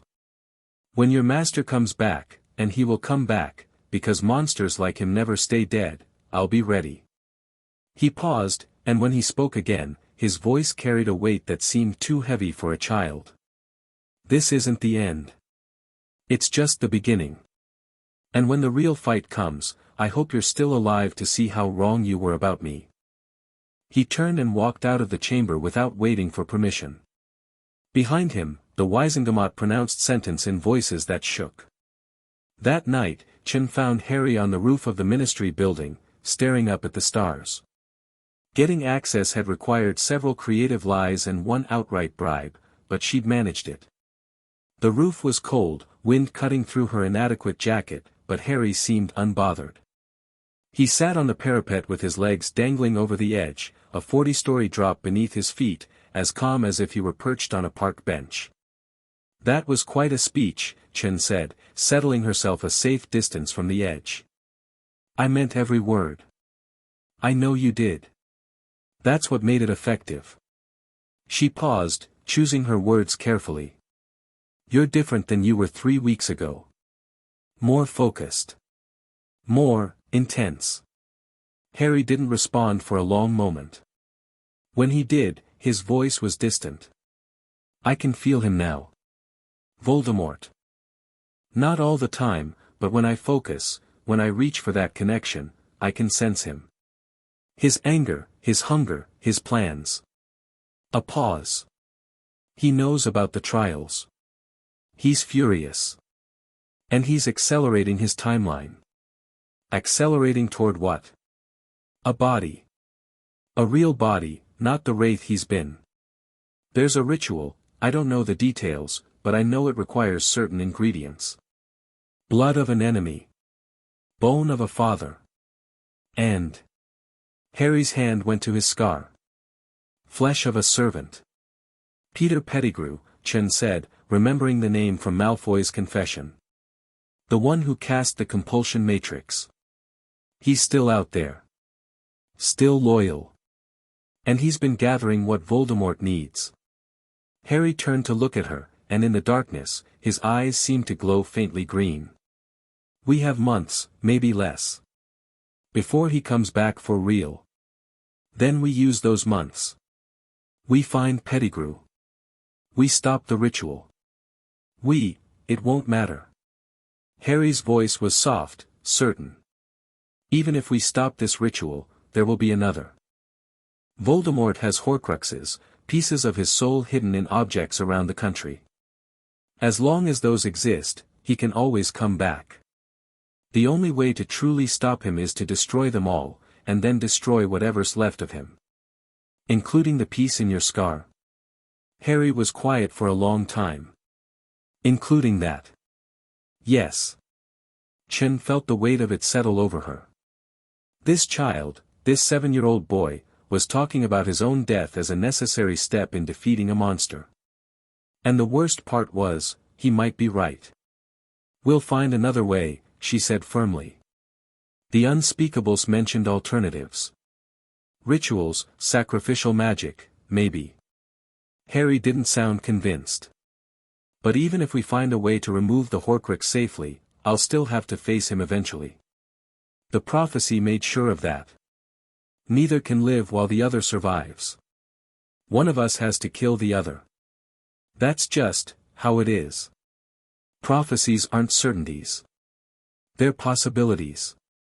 And you've already defied expectations more than once. Harry smiled, a real smile, small but genuine. You sound like Professor McGonagall. She's been saying the same thing. Then she's a smart woman. Chen moved closer, carefully, and put her hand on Harry's shoulder. Listen to me. You've survived things that would break most adults. You've developed abilities that the greatest wizards in the world don't understand. And you've done all of that before your 8th birthday. She squeezed gently. Whatever's coming, you won't face it alone. You have people now, Amelia, McGonagall, me. Even Dumbledore, for all his mistakes, wants to help you. We're going to figure this out together. Harry leaned into the touch, just slightly, a child's instinctive response to comfort, breaking through the composure he'd built. I want to believe that. Then believe it. And tomorrow, we start planning. Not to sacrifice you, but to save you. Deal? Harry nodded slowly. Deal. They sat together on the roof until the stars began to fade, watching the sky lighten toward dawn, an unlikely pair bound by circumstance and choice. The war was coming. But for this moment, at least, neither of them had to face it alone. The morning brought news that changed everything. A fire at Malfoy Manor. The ancestral home of the House of Malfoy, one of the oldest and most heavily warded properties in magical Britain, burned to the ground overnight. Aurors arrived to find nothing but ash and rubble, the ancient protections overwhelmed by flames that burned with unnatural intensity. Narcissa Malfoy was found on the grounds, alive but catatonic. Her son Draco, 11 years old, was missing. And carved into the earth where the manor's front door had stood, in letters 6 feet high, was a message: the Dark Lord returns. All who betrayed him will suffer. The manhunt for Voldemort began in earnest. But as Aurors swept the countryside and ministry officials issued statements of reassurance, Chen couldn't shake the feeling that they were already too late. Voldemort had been planning this for years, longer than she'd been alive, longer than Harry had been alive. He wouldn't move openly unless he was confident of success. She found Harry in the witness suite, staring at a map of Britain spread across the table. Red pins marked known Death Eater locations. Blue pins marked possible Horcrux sites, based on Dumbledore's research and Harry's visions. Green pins marked places of significance to Voldemort's history, the orphanage where he'd grown up, the school where he'd learned magic, the places where his power had begun. He took Draco, Harry said without looking up. I saw it, last night, through the connection. He's going to use him as leverage against Malfoy, make sure his father doesn't reveal anything else, even in Azkaban. That boy is innocent. Voldemort doesn't care about innocent. He cares about useful. Harry's finger traced a line between two blue pins. I think I know where one of the Horcruxes is. A ring, something that belonged to his family. It's hidden in a village called Little Hangleton, in a house that used to belong to his mother's people. Harry, you can't just, I'm not going to do anything stupid. He finally looked up, and his expression was resolute. But someone needs to destroy that ring. If we start eliminating his Horcruxes, we weaken him. And if we weaken him enough, maybe we can stop him before he completes his ritual. That's Dumbledore's job. Or the Aurors. Dumbledore is brilliant, but he's old and he thinks in straight lines. The Aurors are brave, but they don't understand what they're dealing with. They've never felt Voldemort's mind the way I have. Harry stood, squaring his shoulders. I'm not going to fight him directly. I'm not stupid. But I can guide the people who can fight. I can show them where to look, what to watch for, when to strike. You're 7 years old. I'm the only person in the world with a direct connection to Voldemort's thoughts. Age doesn't matter if I'm the only one who can do what needs to be done. Chen wanted to argue. Every protective instinct she had screamed that this was wrong, that children shouldn't be soldiers, that Harry had already sacrificed enough. But she looked at his face, determined, intelligent, older than his years, and she understood that arguing would be pointless. Harry Potter had decided to fight. The only question was whether she would help him do it wisely, or leave him to figure it out alone.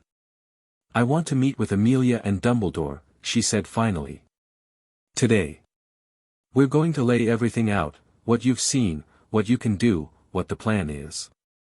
And then we're going to make decisions together, as a team." Harry nodded. "Thank you. For trusting me. I'm trusting your judgment. Don't make me regret it." A ghost of a smile crossed his face. "I'll try." The meeting convened in Dumbledore's office at Hogwarts, a space so cluttered with magical instruments that Chen had to navigate carefully to reach her chair. Amelia was already there, along with McGonagall and, surprisingly, Severus Snape. "Professor Snape has been working as a spy in Voldemort's ranks for years," Dumbledore explained at Chen's questioning look. "His position is precarious now, given recent events, but his knowledge of the Death Eater's operations is invaluable." Snape regarded Harry with an expression that was hard to read, not the hostility Chen had expected based on what she'd heard, but something more complex. Curiosity, perhaps, and a strange sort of grudging respect. "The boy has his mother's eyes," Snape said quietly. "I had hoped never to see them again. But here we are." Harry said nothing, but something passed between them, an acknowledgement of history, of loss, of complicated feelings that neither was ready to articulate. Dumbledore cleared his throat. "We have much to discuss. Harry, please share what you've learned through your connection to Voldemort." Harry told them everything. The ritual Voldemort was planning. The location of the ring Horcrux. The kidnapping of Draco Malfoy. The sense he had of Voldemort's timeline, his resources, his state of mind. When he finished, the room was silent. "If you're right about the ring's location," Dumbledore said slowly, "destroying it should be our first priority. I've spent years researching Horcruxes, I have some understanding of how to unmake them." "It's trapped," Harry said. "I can feel it through the connection. Whatever protections Voldemort placed on that ring, they're designed to kill anyone who touches it. Then we proceed carefully." Dumbledore's eyes were troubled but determined. "Severus, I need you to reach out to your contacts. Find out where Voldemort is operating from, what resources he's gathered, how close he is to performing the resurrection ritual. If I contact them now, they'll know my loyalties have shifted. My usefulness as a spy will end. Your usefulness as a spy may have already ended. Voldemort is not fool, he'll assume that anyone close to Malfoy is compromised." Dumbledore leaned forward. "The time for subtle games is past. We need intelligence, and we need it quickly." Snape nodded curtly. "I'll do what I can. Amelia, I need the Ministry's resources focused on finding Peter Pettigrew. He's essential to Voldemort's ritual, without him, the resurrection can't proceed. I'll assign our best trackers. But Pettigrew has been hiding for 15 years. He won't be easy to find." "He's a rat," Harry said suddenly. Everyone turned to look at him. "I mean that literally. He's an animagus, his form is a rat. That's how he faked his death, how he's been hiding all this time. He's probably been living as someone's pet, right under everyone's noses." Snape's expression shifted. "That would explain a great deal. I can try to sense him through the connection," Harry continued. "Voldemort thinks about Pettigrew sometimes, usually with contempt. If I can catch one of those moments, I might be able to pinpoint his location." "That's dangerous," McGonagall interjected. "Opening yourself to Voldemort's mind, even briefly, the risk of him noticing, of him using the connection against you, I know the risks. But sitting around being safe hasn't worked out very well for me so far." Harry met her eyes steadily. "I'm going to help," Professor. The only question is how. The room fell silent again. Chen watched the adult struggle with the same thing she'd struggled with, the knowledge that Harry was right, that his abilities made him uniquely valuable, and that using those abilities meant putting a child in harm's way. "We'll work together," Dumbledore said finally.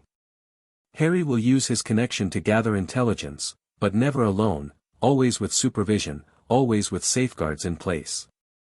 Inspector Chen, I'd like you to be present for these sessions.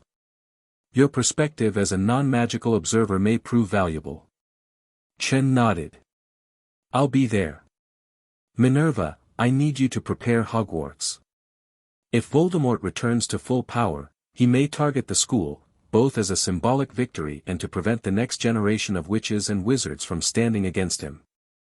I'll coordinate with the other heads of house. We'll have defenses in place within the week." "Good." Dumbledore stood, suddenly seeming every one of his many years. "We are, I believe, approaching a moment of great danger. But we are also, for the first time, approaching it together, Muggle and magical, young and old, united against a common enemy. That gives us strength." He looked at Harry, and something softened in his ancient eyes. "I have made terrible mistakes, Harry. Mistakes that cost you dearly. I cannot undo them, but I can promise that from this moment forward, I will treat you as a partner, not a pawn. Your voice matters. Your choices matter. And when the time comes to face Voldemort, you will do so with every advantage we can provide." Harry considered him for a long moment. "I don't forgive you yet. I don't know if I ever will. But I believe you want to help. And right now, that's enough." He held out his hand. Dumbledore shook it solemnly. And in that gesture, a child's hand clasped in an old man's, enemies becoming allies, a broken trust beginning its slow repair, Chen saw the faint outline of hope. The first intelligence session took place 2 days later, in a specially prepared room at Hogwarts. Harry sat in the center of a runic circle, surrounded by protective enchantments that would shield his mind if the connection became overwhelming. Chen sat nearby, watching for any sign of distress. Dumbledore and Snape stood at the edges of the room, ready to intervene if necessary. "Remember," Dumbledore said, "you're not trying to communicate with Voldemort. You're trying to observe. Think of his mind as a dark room with a keyhole, you want to peek through, not open the door." Harry nodded, closed his eyes, and reached for the connection. It was like touching ice. Cold spread through his mind, numbing his thoughts, and he felt himself being pulled toward something vast and dark and hungry, not toward, he told himself firmly. Through. I'm looking through, not entering. He focused, narrowing his awareness to a single point. And slowly, images began to form. A dark room. Stone walls, damp with moisture. A figure huddled in the corner, Draco Malfoy, pale and terrified, his fine robes torn and dirty. A voice, high and cold, "Your father's failure has cost us dearly. But you may yet prove useful. Blood of a Malfoy carries power, perhaps not the power I originally sought, but power nonetheless." A shuffling sound, and another figure came into view, a small, hunched man with watery eyes and twitching movements. Pettigrew. His silver hand gleamed in the torchlight as he approached Draco with something in his grip. Harry pulled back, gasping, the vision shattering like glass. "What did you see?" Chen was beside him immediately, her hand on his shoulder. "Draco. He's alive, but," Harry swallowed hard. "They're going to use him. In the ritual. His blood, because his father betrayed them." Snape made a sharp sound. "The Malfoy bloodline carries ancient power. If Voldemort uses Draco as a substitute for blood of the enemy, the ritual might work anyway," Dumbledore finished grimly. "Where are they, Harry? Could you see the location?" Harry concentrated, trying to recall the details. "Underground. Stone walls, like a dungeon. There was water dripping somewhere, I could hear it echoing. And I smelled something. Something familiar. What smell? Harry frowned, chasing the memory. Sulfur. Like rotten eggs. And underneath that, something else, a kind of mustiness. Like old bones. Snape's face had gone pale. The chamber. He's in the Chamber of Secrets. That's impossible, McGonagall said. The chamber was sealed after the last incident. No one can enter without speaking Parseltongue. The language of snakes. Snape turned to Harry. A language the Dark Lord speaks fluently. And, if I'm not mistaken, a language that Harry inherited through their connection. Everyone looked at Harry. I've heard snakes, he said slowly. At the zoo, once. They talked to me, and I talked back. I didn't think anything of it at the time. You're a Parselmouth. Dumbledore's voice was heavy. Another gift from Voldemort, carried through the soul fragment. And it means you could open the chamber, if we could find the entrance. It's in the school, Snape said. Somewhere in the castle. The last time it was opened was 50 years ago, by a student who spoke Parseltongue, a student who grew up to become the Dark Lord himself. Can you find it, Harry? Chen asked. Through the connection, or, however your abilities work. Harry closed his eyes again, reaching, not for Voldemort this time, but for something older. The school itself, its ancient stones, the magic woven into every brick and beam. He could feel Hogwarts like a living presence, vast and patient and full of secrets. One secret sang to him, called to him, a serpentine melody hidden in the foundations. The second floor, he said. There's a bathroom, a girl's bathroom. The entrance is there. Myrtle's bathroom, McGonagall breathed. Of course. The girl who died the last time the chamber was opened, her ghost haunts that very room. Then we know where to go. Dumbledore straightened, decision crystallizing in his eyes. We cannot assault the chamber directly, Voldemort will be expecting that, and we don't have enough information about his defenses. But we can prepare. Study the entrance. Develop a plan. What about Draco? Harry asked. We'll save him if we can. But Harry, Dumbledore met his eyes.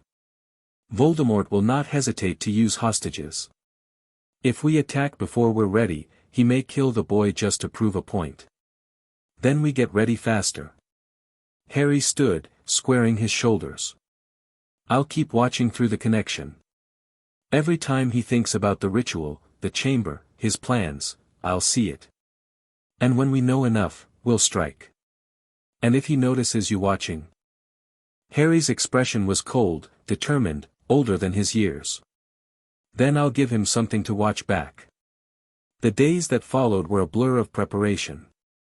Harry trained constantly, not in combat, but in control. His memory projection ability was developing rapidly, becoming more precise, more powerful. He could now share specific memories with specific people, show exactly what he wanted to show without the overwhelming flood of emotion that had characterized his early projections. More importantly, he was learning to read minds.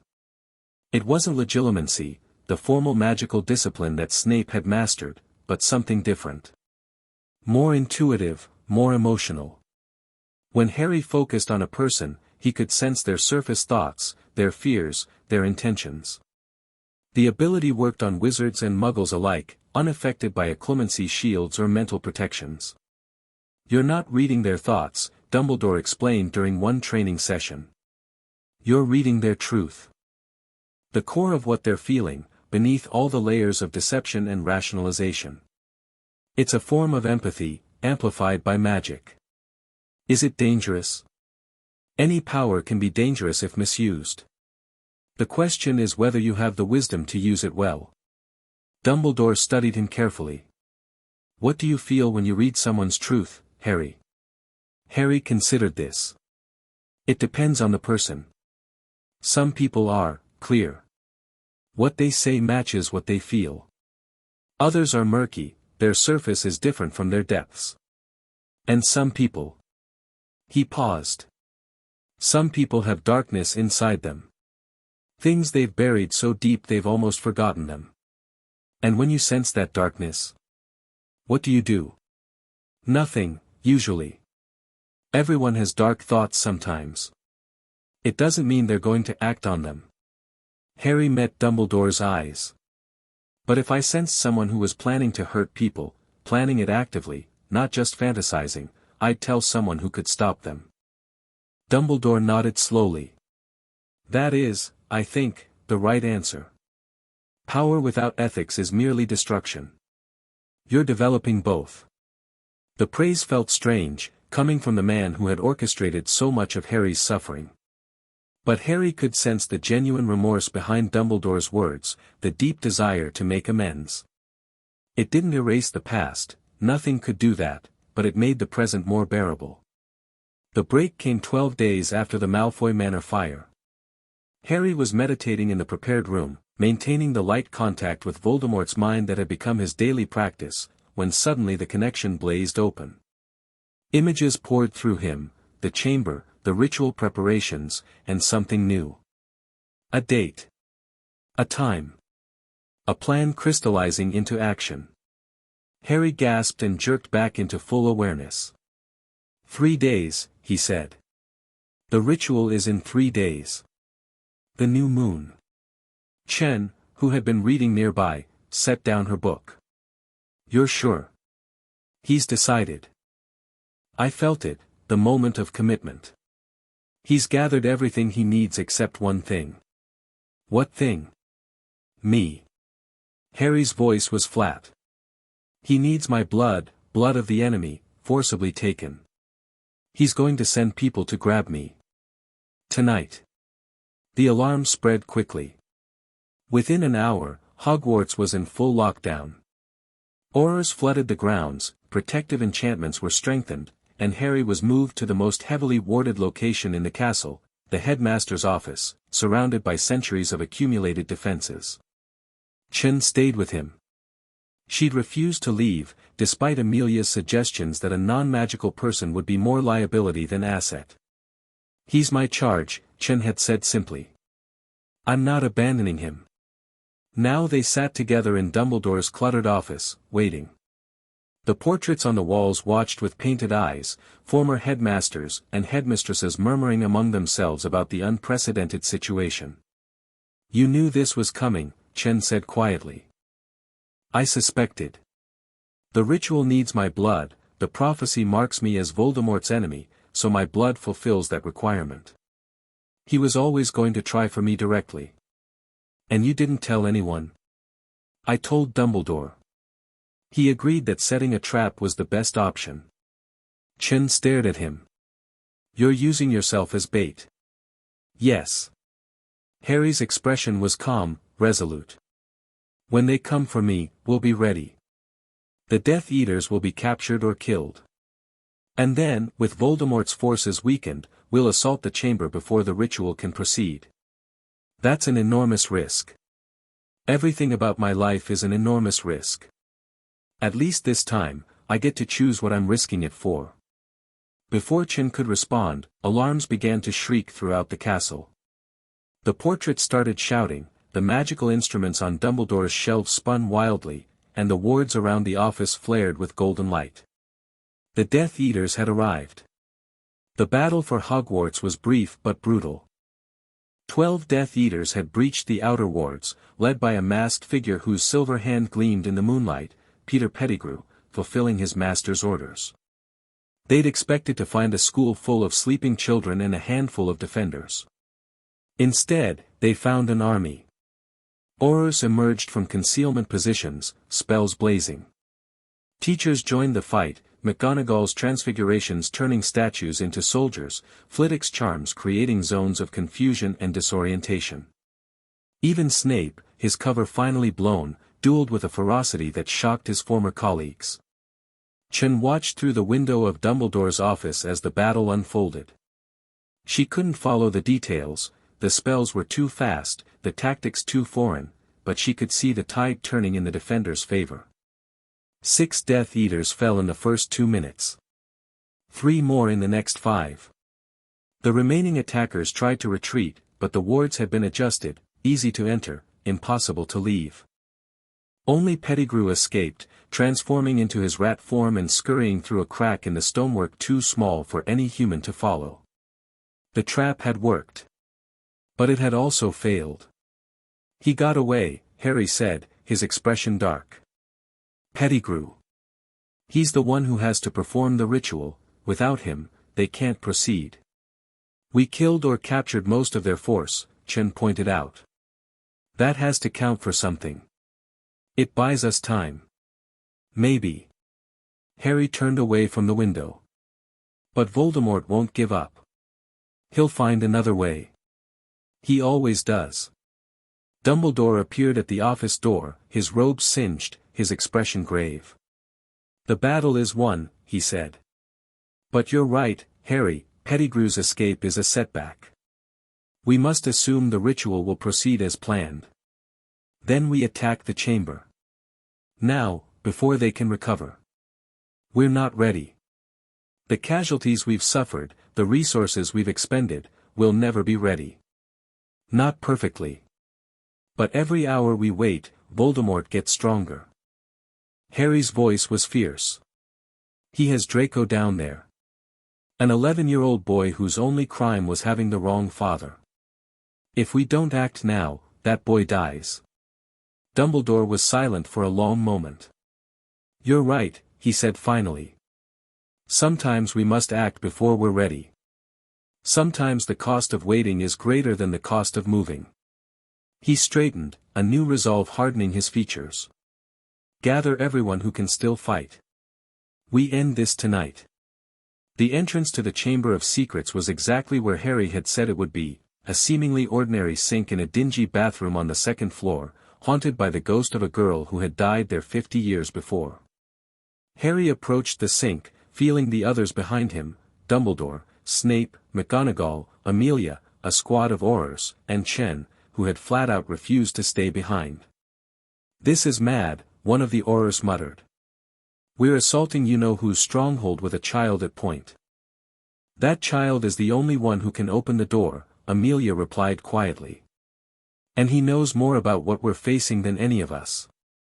Harry reached out with his senses, feeling for the hidden mechanism. The snake, he could hear it now, hissing in a language only he understood. Open, it whispered. Open and enter. Open, he hissed in Parseltongue. The sink sank into the floor, revealing a dark tunnel that plunged into the earth. Cold air rushed up from below, carrying the smell of damp and decay. I'll go first, Harry said. If there are traps, I'll sense them. Absolutely not, McGonagall began. I'm not asking permission. Harry met her eyes steadily. This is my fight. My prophecy. My connection to Voldemort. Either I lead, or we don't go at all. The silence stretched. The boy has a point, Snape said unexpectedly. His abilities give him advantages none of us possess. If anyone can navigate whatever the Dark Lord has prepared, it's him. Harry nodded to Snape, a silent acknowledgement, and stepped into the darkness. The tunnel was a slide, smooth and slick, descending deep beneath the castle. Harry let himself fall, controlling his speed with careful friction, feeling the others following behind him. The walls were carved with serpents, their eyes seeming to follow his passage, their carved tongues flickering in the magical light. He landed in a cavern, vast and echoing, the ceiling lost in shadow. Bones crunched beneath his feet, rats, he realized, and other small creatures, the leavings of whatever had made this place its home. Harry. Dumbledore landed beside him, wand drawn, scanning the darkness. What do you sense? Harry closed his eyes and reached out with his mind. The chamber stretched before him like a map, corridors and caverns, traps and wards, and at the center, a massive space where something vast was sleeping. Beyond that, in a smaller chamber, he felt Draco's terror, Pettigrew's groveling fear, and Harry Potter.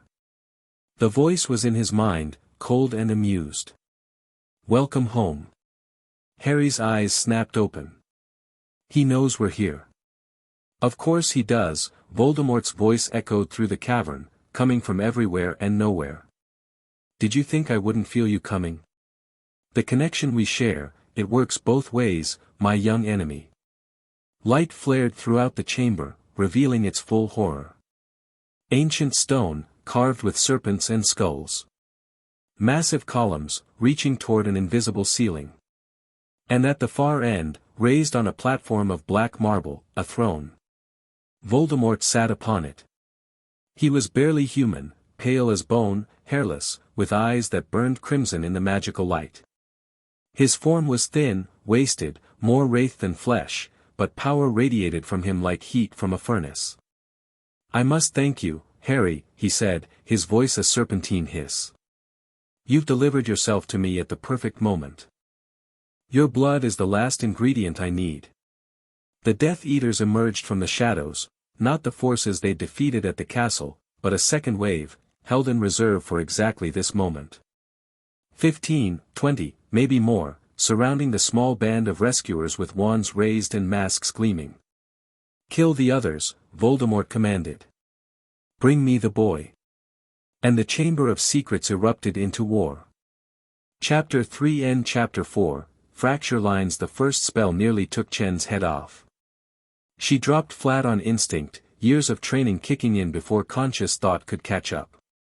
A jet of green light, the killing curse, she'd learned enough to recognize it, screamed over her and shattered against the stone wall, sending fragments raining down. Around her, chaos erupted. Dumbledore moved like water, his wand tracing patterns in the air that deflected curses and sent attackers flying. McGonagall had transformed into a great cat, slashing at Death Eaters with claws that seemed to cut through their shields. Snape fought with brutal efficiency, his spells precise and devastating. But there were too many enemies, and the space was too confined, and Voldemort watched from his throne with the patience of a snake waiting to strike. Harry stood at the center of the battle, untouched. Not because the Death Eaters weren't trying to reach him, they were, desperately, following their master's command. But every spell that came near him simply, stopped. Hung in the air for a fraction of a second, then dissolved into nothing. Chen had never seen anything like it. Fascinating, Voldemort said, his voice cutting through the din of battle. You've developed protections I didn't anticipate. Your mother's sacrifice, perhaps, evolved into something new. Or is it something else entirely? Harry didn't respond. His eyes were closed, his face a mask of concentration, and the air around him shimmered with power that Chen could almost see, a barrier of pure will, fueled by something deeper than magic. No matter. Voldemort rose from his throne, and the temperature in the chamber dropped. Whatever shield you've constructed, it won't save you from me. He raised his wand, and the world went white. The curse that Voldemort unleashed was nothing like the spells the Death Eaters had been throwing. It was a wave of darkness, a tsunami of malevolent energy that swept across the chamber and crushed everything in its path. Dumbledore threw up a shield that cracked under the impact. McGonagall was thrown backward, her feline form tumbling across the stone floor. Aurors screamed as the darkness touched them, collapsing into unconsciousness or worse. Chen felt it wash over her, cold, so cold, like being drowned in ice, and then Harry was there, standing between her and the darkness, his hands raised, his voice crying out in a language she didn't understand. The darkness parted around them like water around a stone. Impossible, Voldemort hissed. That was the killing wave, nothing can withstand it, I can. Harry's voice was different now. Deeper. Resonant. As if more than one person was speaking through his mouth. I carry your soul, Tom. Your magic. And I've learned to use it against you. For the first time, Chen saw something flicker across Voldemort's inhuman face. Not fear, exactly, but uncertainty. The expression of a predator who had suddenly realized his prey had teeth. You don't understand what you're doing, boy. The soul fragment in your scar, if you draw too heavily on its power, it will consume you. You'll become me. No. Harry took a step forward, and the air crackled around him. I'll become something you never anticipated. Something that has your power and my will. Something that knows all your secrets because it shares your soul. He raised his hand, and Voldemort flinched, actually flinched, the Dark Lord who had terrorized magical Britain for decades. Where are the other Horcruxes, Tom? I can see them in your memories. A diary. A cup. A locket. A diadem. And something else, something living. Harry's eyes widened. Your snake. Nagini is a Horcrux. Silence. Voldemort's composure shattered. He raised his wand and unleashed a barrage of curses, each one more powerful than the last. Harry deflected them. Not with a shield, not with counterspells, but with something simpler. He caught each curse in his hand and crushed it, the magical energy dissipating between his fingers like smoke. How are you doing this? Voldemort demanded. You made me, Tom. 11 years ago, when you killed my parents and tried to kill me. Your curse created a connection between us, one that you thought would be your weapon. But connections work both ways. Harry smiled, and it was a terrible smile. I've spent weeks practicing. Learning. Understanding exactly what flows through the link between us. Your power. Your knowledge. Your weaknesses. He gestured, and the Death Eaters surrounding them suddenly clutched at their arms, their dark marks burning, compelling them to stillness. You branded them with your magic. That means I can control them too. The Death Eaters fell to their knees, screaming. Chen watched in horror and awe as Harry systematically dismantled Voldemort's forces. The dark marks, the brands that linked every Death Eater to their master, had become chains. Harry held the other end of those chains now, and he was not gentle. One by one, the masked figures collapsed, overwhelmed by pain they couldn't resist, their wands clattering uselessly to the ground. Only Voldemort remained standing.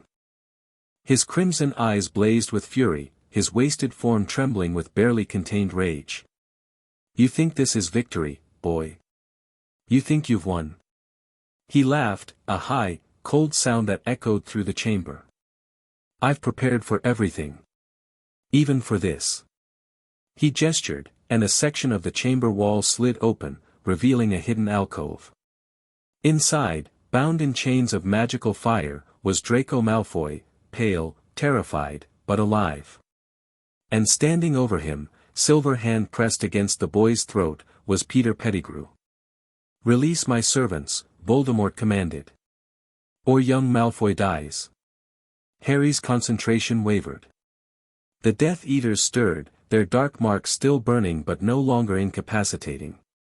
You don't care about Draco, Harry said. He's nothing to you, just another tool.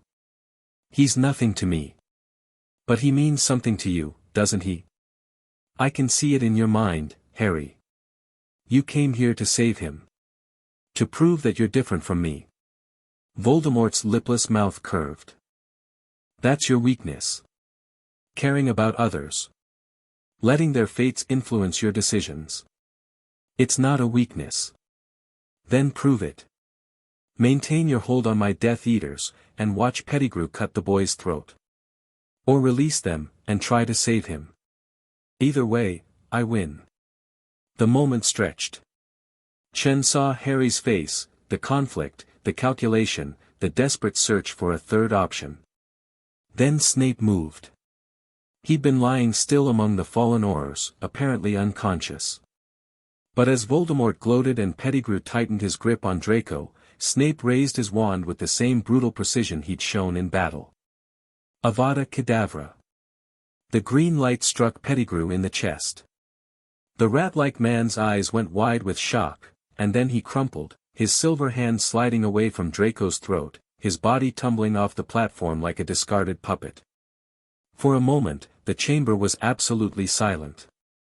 Then Voldemort screamed. It was a sound of pure fury, of plans unraveling, of a mind that had never truly accepted that others might oppose his will. He raised his wand toward Snape, the killing curse already forming, and Harry struck. Not with magic.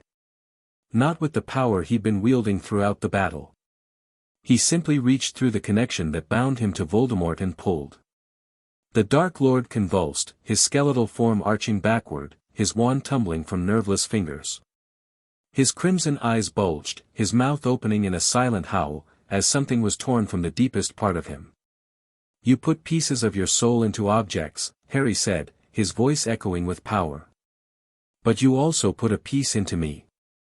And that piece, the one in my scar, has been connected to all the others this whole time. A web of soul fragments, with me at the center." He pulled again, and Voldemort fell to his knees. "I can't destroy the Horcruxes from here. But I can feel them. And through them, I can feel you. Every dark thought, every cruel memory, every moment of weakness you've ever tried to hide." Harry knelt beside the Dark Lord, meeting those crimson eyes with his own green ones. "You're afraid, Tom. You've always been afraid. Of death, of insignificance, of being forgotten. That fear drove you to become a monster, to murder and torture and enslave. And now that fear is all you have left." Voldemort's form flickered, becoming less substantial, as if he were fading away. "No," he gasped. "I am Lord Voldemort. I cannot be defeated, you've already been defeated. Twice." Harry stood. "This is the third time. And unlike the first two, you're not going to come back." He turned to Dumbledore, who had risen and was watching with an expression of profound shock. "The Horcruxes. You know where they are now, I've seen the locations in his memories. The diary is with a family called Weasley, left there by Malfoy years ago. The cup is in Bellatrix Lestrange's vault at Gringotts. The locket is in a cave on the coast. The diadem is here at Hogwarts, in a hidden room. And the snake." He looked back at Voldemort's writhing form. "The snake is with what's left of his human body. Somewhere in Albania, where he's been hiding all these years." "The ritual," Voldemort gasped. "I was so close, you needed my blood. Blood of the enemy, forcibly taken." Harry shook his head. "You never understood, Tom. I was never just your enemy. I was your vessel, your connection to life, the part of you that could still touch the world of the living. And by making that connection, you gave me power over you." He raised his hand one final time. "Goodbye, Tom." The last threads of Voldemort's presence tore away. The wraith-like form dissolved into screaming darkness, shredded by forces it had never anticipated, and dispersed into nothing. The Chamber of Secrets fell silent. The aftermath was chaos. Voldemort's defeat didn't destroy his Horcruxes, Harry had been clear about that. But it did sever the connection that had allowed the Dark Lord to maintain his coherent existence. Without the central will binding them together, the soul fragments became inert, waiting to be found and destroyed. More immediately, there were wounded to tend and prisoners to secure. The Death Eaters, freed from the Dark Mark's compulsion when Voldemort fell, were too disoriented to resist capture. 11 of them were taken into custody, for more had died in the battle. The survivors would face the Wisengamot's justice, their trials made simple by the abundance of evidence. Draco Malfoy was freed from his chains and placed in the care of St. Mungo's healers. The boy was traumatized but physically unharmed. Voldemort had kept him intact, intending to use his blood for the ritual if Harry couldn't be captured. His mother, Narcissa, was already on her way to the hospital, her catatonia broken by the news of her son's rescue. Snape had killed Pettigrew. The implications of that, both legal and personal, would take time to sort out. For now, he sat apart from the others, his face unreadable, cleaning blood from his robes with methodical precision. Chin found Harry sitting on the steps of Voldemort's empty throne, staring at nothing. "Hey." She settled beside him. "How are you doing?" "I don't know." His voice was distant. I can still feel where he was. In my head, in my soul. It's like there's a hole where the connection used to be. Is that good or bad? I don't know that either. He finally looked at her, and his eyes were very young, younger than they'd seemed at any point since she'd met him. I killed him. Not with a spell or a weapon, but I tore him apart. I reached into his soul and ripped it to pieces. You defended yourself. You defended all of us. I know. But the way it felt. Harry shuddered. There was a moment, right at the end, when I could see everything he was. All his memories, all his fears, all the reasons he became what he became. And I understood him. I understood why he did all those terrible things. Chen waited. He was scared. His whole life, from the moment he was born, he was terrified of being powerless, of being vulnerable, of being nothing. The orphanage, Hogwarts, everything that came after, it was all about making sure no one could ever hurt him again. Harry's voice cracked. And I used that fear to destroy him. I looked into his soul and found the thing he was most afraid of, and I made him feel it. That doesn't make you like him. Doesn't it? I have his power now. I can feel it, the magic he spent decades accumulating, the knowledge he gathered, the connections to his followers. It's all inside me, waiting to be used. Harry raised his hand, and shadows gathered around his fingers. What if I become like him? What if the power changes me? Then we'll stop you. Chen's voice was firm. That's what people who love you are for, Harry. To keep you honest. To remind you who you are when you start to forget. Harry looked at her with something like wonder. You love me. I've known you for 3 weeks. You're a 7-year-old child who walked into my station and asked for help, and since then you've survived more than most adults experience in a lifetime. Chen put her hand on his shoulder. So yes, Harry. I love you. Not because of prophecies or destiny or any of that nonsense. Just because you're a kid who deserves to be loved, and I'm an adult who's choosing to do it. For a long moment, Harry was silent. Then, slowly, he leaned into her touch, the same instinctive movement she'd seen in the ministry, a child seeking comfort from an adult who offered it freely. I don't know what happens next, he said quietly. Neither do I. But we'll figure it out together. She squeezed his shoulder. That's how families work. The following days were a whirlwind of aftermath. The Horcruxes were hunted down and destroyed, one by one. Dumbledore retrieved the ring from little Hangleton, burning through its protections with fiendfire and nearly losing his hand to the curse that guarded it. The locket was found in a cave on the coast, protected by inferi and dark enchantments, but a team of Aurors managed to retrieve it with only minor casualties. The diadem was located in the Room of Requirement at Hogwarts, hidden among centuries of accumulated detritus.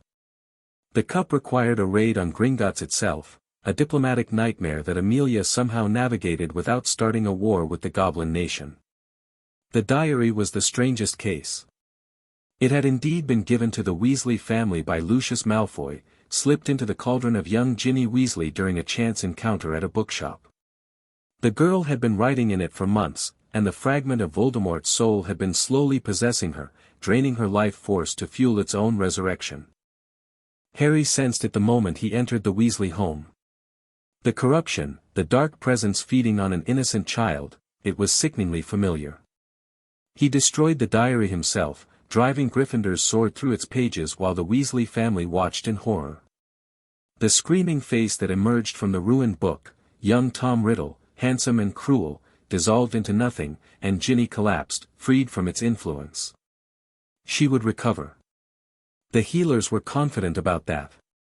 But the experience had marked her, just as Harry's experiences had marked him. Another casualty of Voldemort's war. Another child scarred by a monster's ambition. Only the snake remained. Nagini, somewhere in Albania, still carrying the last piece of Voldemort's soul. A team was being assembled to find and destroy her, but the search would take time. The forests of Albania were vast, and the snake was cunning. For now, though, the immediate crisis was over. Voldemort was gone, his followers scattered or imprisoned, his power broken. Magical Britain could begin to heal. A week after the battle, Harry was summoned to the Wizengamot. The chamber was packed, every seat filled, the galleries overflowing with spectators who had come to see the boy who lived, the child who had defeated the Dark Lord not once but 3 times. Ministers and officials sat in the front rows, their faces a mixture of awe, fear, and calculated interest. Dumbledore presided, his expression solemn. Beside him sat Amelia Bones, Chen, and, to Harry's surprise, Narcissa Malfoy, her face still pale but composed. "Harry James Potter," Dumbledore began, his voice carrying through the silent chamber. "You stand before this body not as an accused, but as a recognized hero of magical Britain. Your actions in the Chamber of Secrets saved countless lives and ended a threat that has loomed over our society for decades." Murmurs of approval swept through the crowd. "However," Dumbledore continued, "your actions also raise questions that this body must address. You wielded powers that no wizard has demonstrated before, powers that derive, at least in part, from your connection to the darkest wizard of our age. We must determine how those powers should be treated under magical law, and what safeguards, if any, should be put in place." Harry stepped forward. "I expected this." "You did? I've been inside Voldemort's mind. I know how wizards think about power, especially power they don't understand." He scanned the assembled faces, reading their truths with the ability he'd developed. "Some of you are genuinely concerned about safety. You want to make sure I don't become another Dark Lord. I respect that." He turned slightly, his gaze finding certain faces in the crowd. "Others aren't concerned about safety at all. You're afraid of competition. You've spent your lives accumulating power, influence, position, and now there's a child who can look into your soul and see all the compromises you've made to get where you are." Several wizards shifted uncomfortably. "And a few of you." Harry's voice hardened. "A few of you are wondering whether I can be controlled. Whether my abilities can be turned into a weapon for your particular faction. You're already planning how to manipulate me, how to earn my trust, how to use me the way Voldemort wanted to use me." The chamber was very quiet now. "Here's what I want you to understand." Harry's voice carried the strange resonance it had developed during the battle, the echo of power beyond his years. "I didn't ask for any of this. I didn't ask to be the boy who lived, or the vessel for a monster's soul, or the weapon in someone else's prophecy. All I asked for, the night I walked into that police station, was for someone to help me." He glanced at Chen, a brief moment of warmth crossing his face. "I got that help. From people who cared about me as a person, not as a symbol or a tool. And because of them, I'm standing here today, not as Voldemort's weapon, but as myself." He turned back to the Wizengamot. "So here's what's going to happen.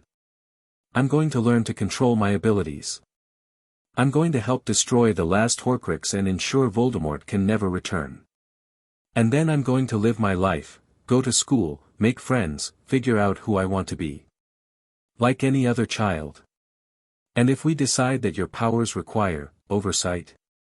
The speaker was an elderly wizard whose name Harry didn't know, but whose truth he could read clearly: ambition, calculation, a desire to be the one holding the leash. "Then you'll discover that I'm not as easy to control as you think." Harry met the man's eyes, and let him feel, just for a moment, the power that burned beneath Harry's calm surface. "I don't want to fight you. I don't want to fight anyone. But I won't be caged, monitored, or managed. Not by the Ministry, not by Dumbledore, not by anyone." The elderly wizard went pale and looked away. Dumbledore cleared his throat. "I believe Harry has made his position clear. The question before this body is how to respond." Amelia stood. "I move that Harry Potter be recognized as a protected ward of the Ministry, entitled to the same legal rights and protections as any adult wizard, with the additional provision that any attempt to control, manipulate, or exploit his abilities be treated as a criminal offense." Seconded, Augusta Longbottom called out. The vote was not unanimous. Harry could see the dissenters, feel their resentment and fear, but it passed by a comfortable margin. Whatever games the politicians wanted to play, none of them were willing to openly oppose the child who had just defeated the Dark Lord. "One more thing," Harry said as the session was concluding. "Yes, Mr. Potter." "Detective Inspector Chen. She's been with me through all of this. She was the first person who believed me, the first person who helped me. I want her to remain involved in my life." "She's a Muggle," someone objected. The statute of secrecy already failed in my case. Chen knows everything, and she can't be obliviated. The question is whether you're going to treat her as a criminal for helping a child, or whether you're going to recognize that sometimes the rules need to bend." Dumbledore smiled slightly. "I believe an exception can be made. Inspector Chen has proven herself a valuable ally to our world. It would be foolish to discard that alliance over bureaucratic concerns." The motion passed with less resistance than Harry had expected. Perhaps the Wisengamot was learning. Or perhaps they were simply too exhausted to fight anymore. Either way, Chen was staying. And that, more than any political victory, felt like winning. That night, Harry sat with Chen in the Hogwarts infirmary, where several of the wounded from the battle were still recovering. "You handled that well," Chen said. "The Wisengamot thing. You scared them exactly enough to get what you wanted without making them hate you. I learned from watching Voldemort." Harry's voice was thoughtful.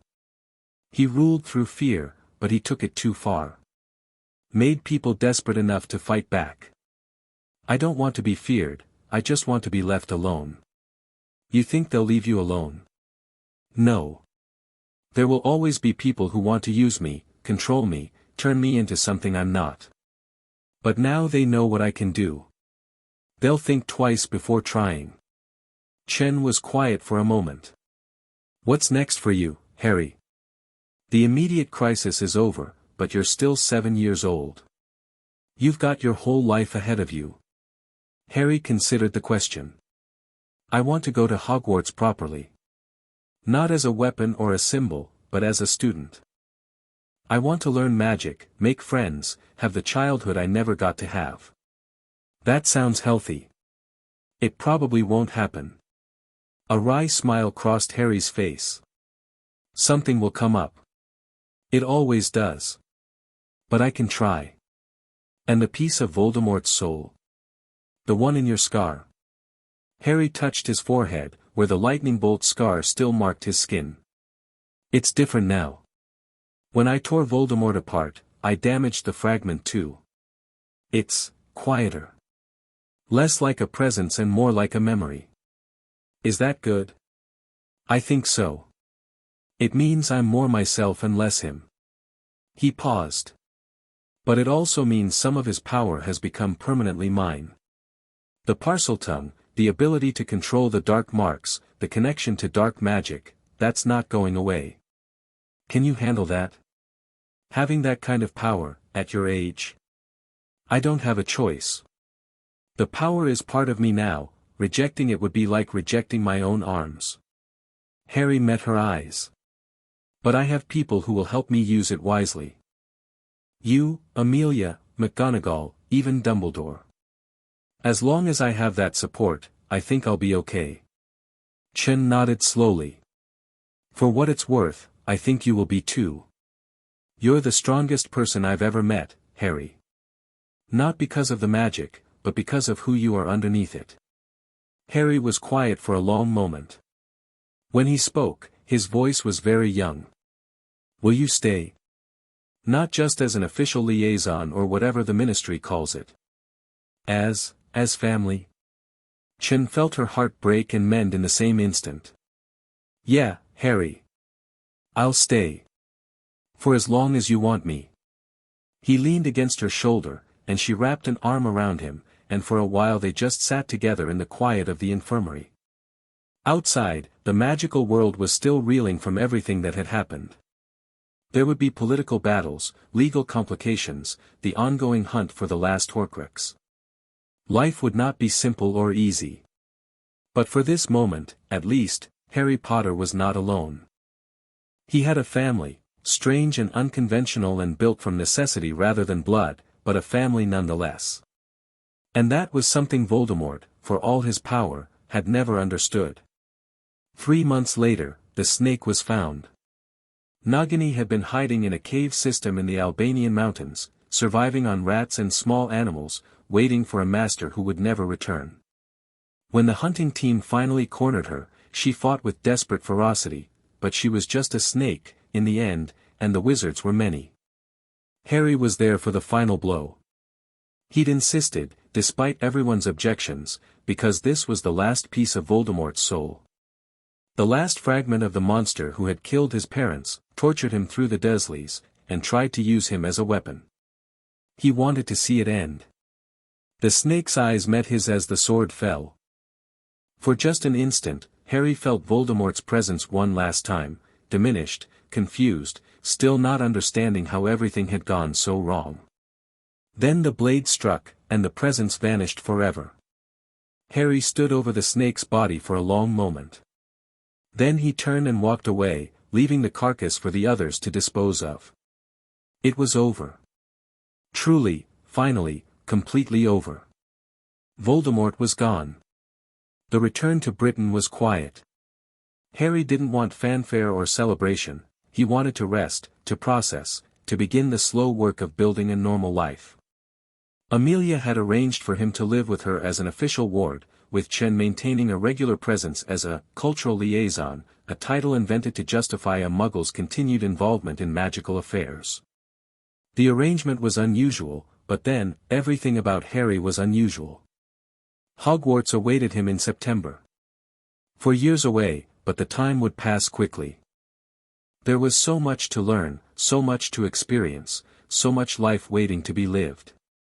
On his 8th birthday, Harry stood on the cliffs near Dover, watching the sun set over the channel.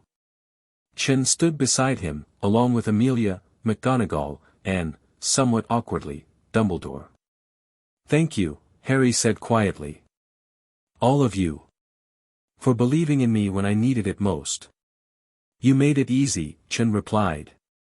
"You walked into my station and told the truth. Everything else followed from that. It wasn't just the truth. It was the willingness to act. To refuse to accept what was happening to me." Harry turned to face them. "That's what I want to pass on. Not the power or the fame or any of that.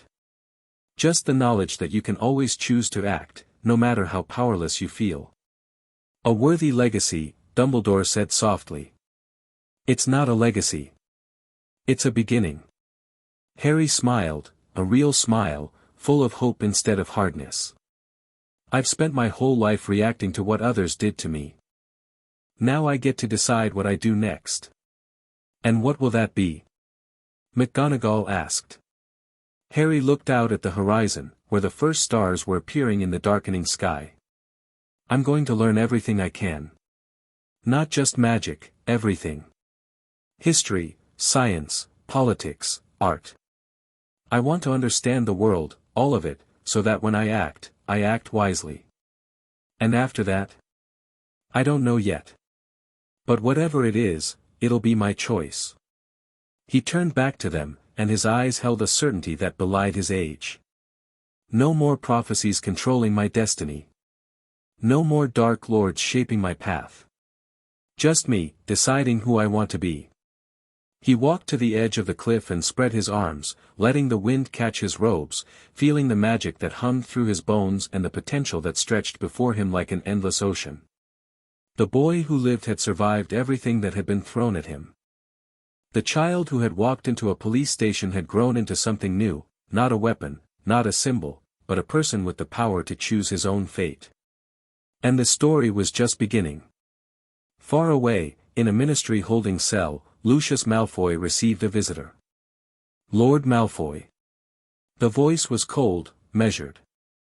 "We haven't been formally introduced. My name is Croaker. I work for the Department of Mysteries." Malfoy looked up from his cot, his aristocratic features haggard from months of imprisonment. "What do you want?" "Information. About the Dark Lord's plans, specifically, the ones you never told the Aurors about." "I told them everything under Veritaserum." You told them everything you consciously knew. Croaker smiled thinly. But memory is more complex than that. There are things buried deep, things the Dark Lord hid from you, things you saw but didn't understand. I can help you remember. And what do you want in return? The department has interests that extend beyond the ministry's petty politics. We've been studying Harry Potter's abilities, and we believe they represent something unprecedented, a new form of magic that could change everything we understand about souls, consciousness, and power. Malfoy's eyes narrowed.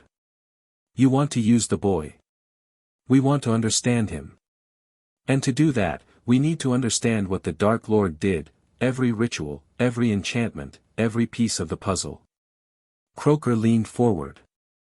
Help us, Lord Malfoy, and perhaps your sentence can be reconsidered. For a long moment, Malfoy was silent. Then, slowly, he nodded. What do you want to know? The Department of Mysteries had its own agenda.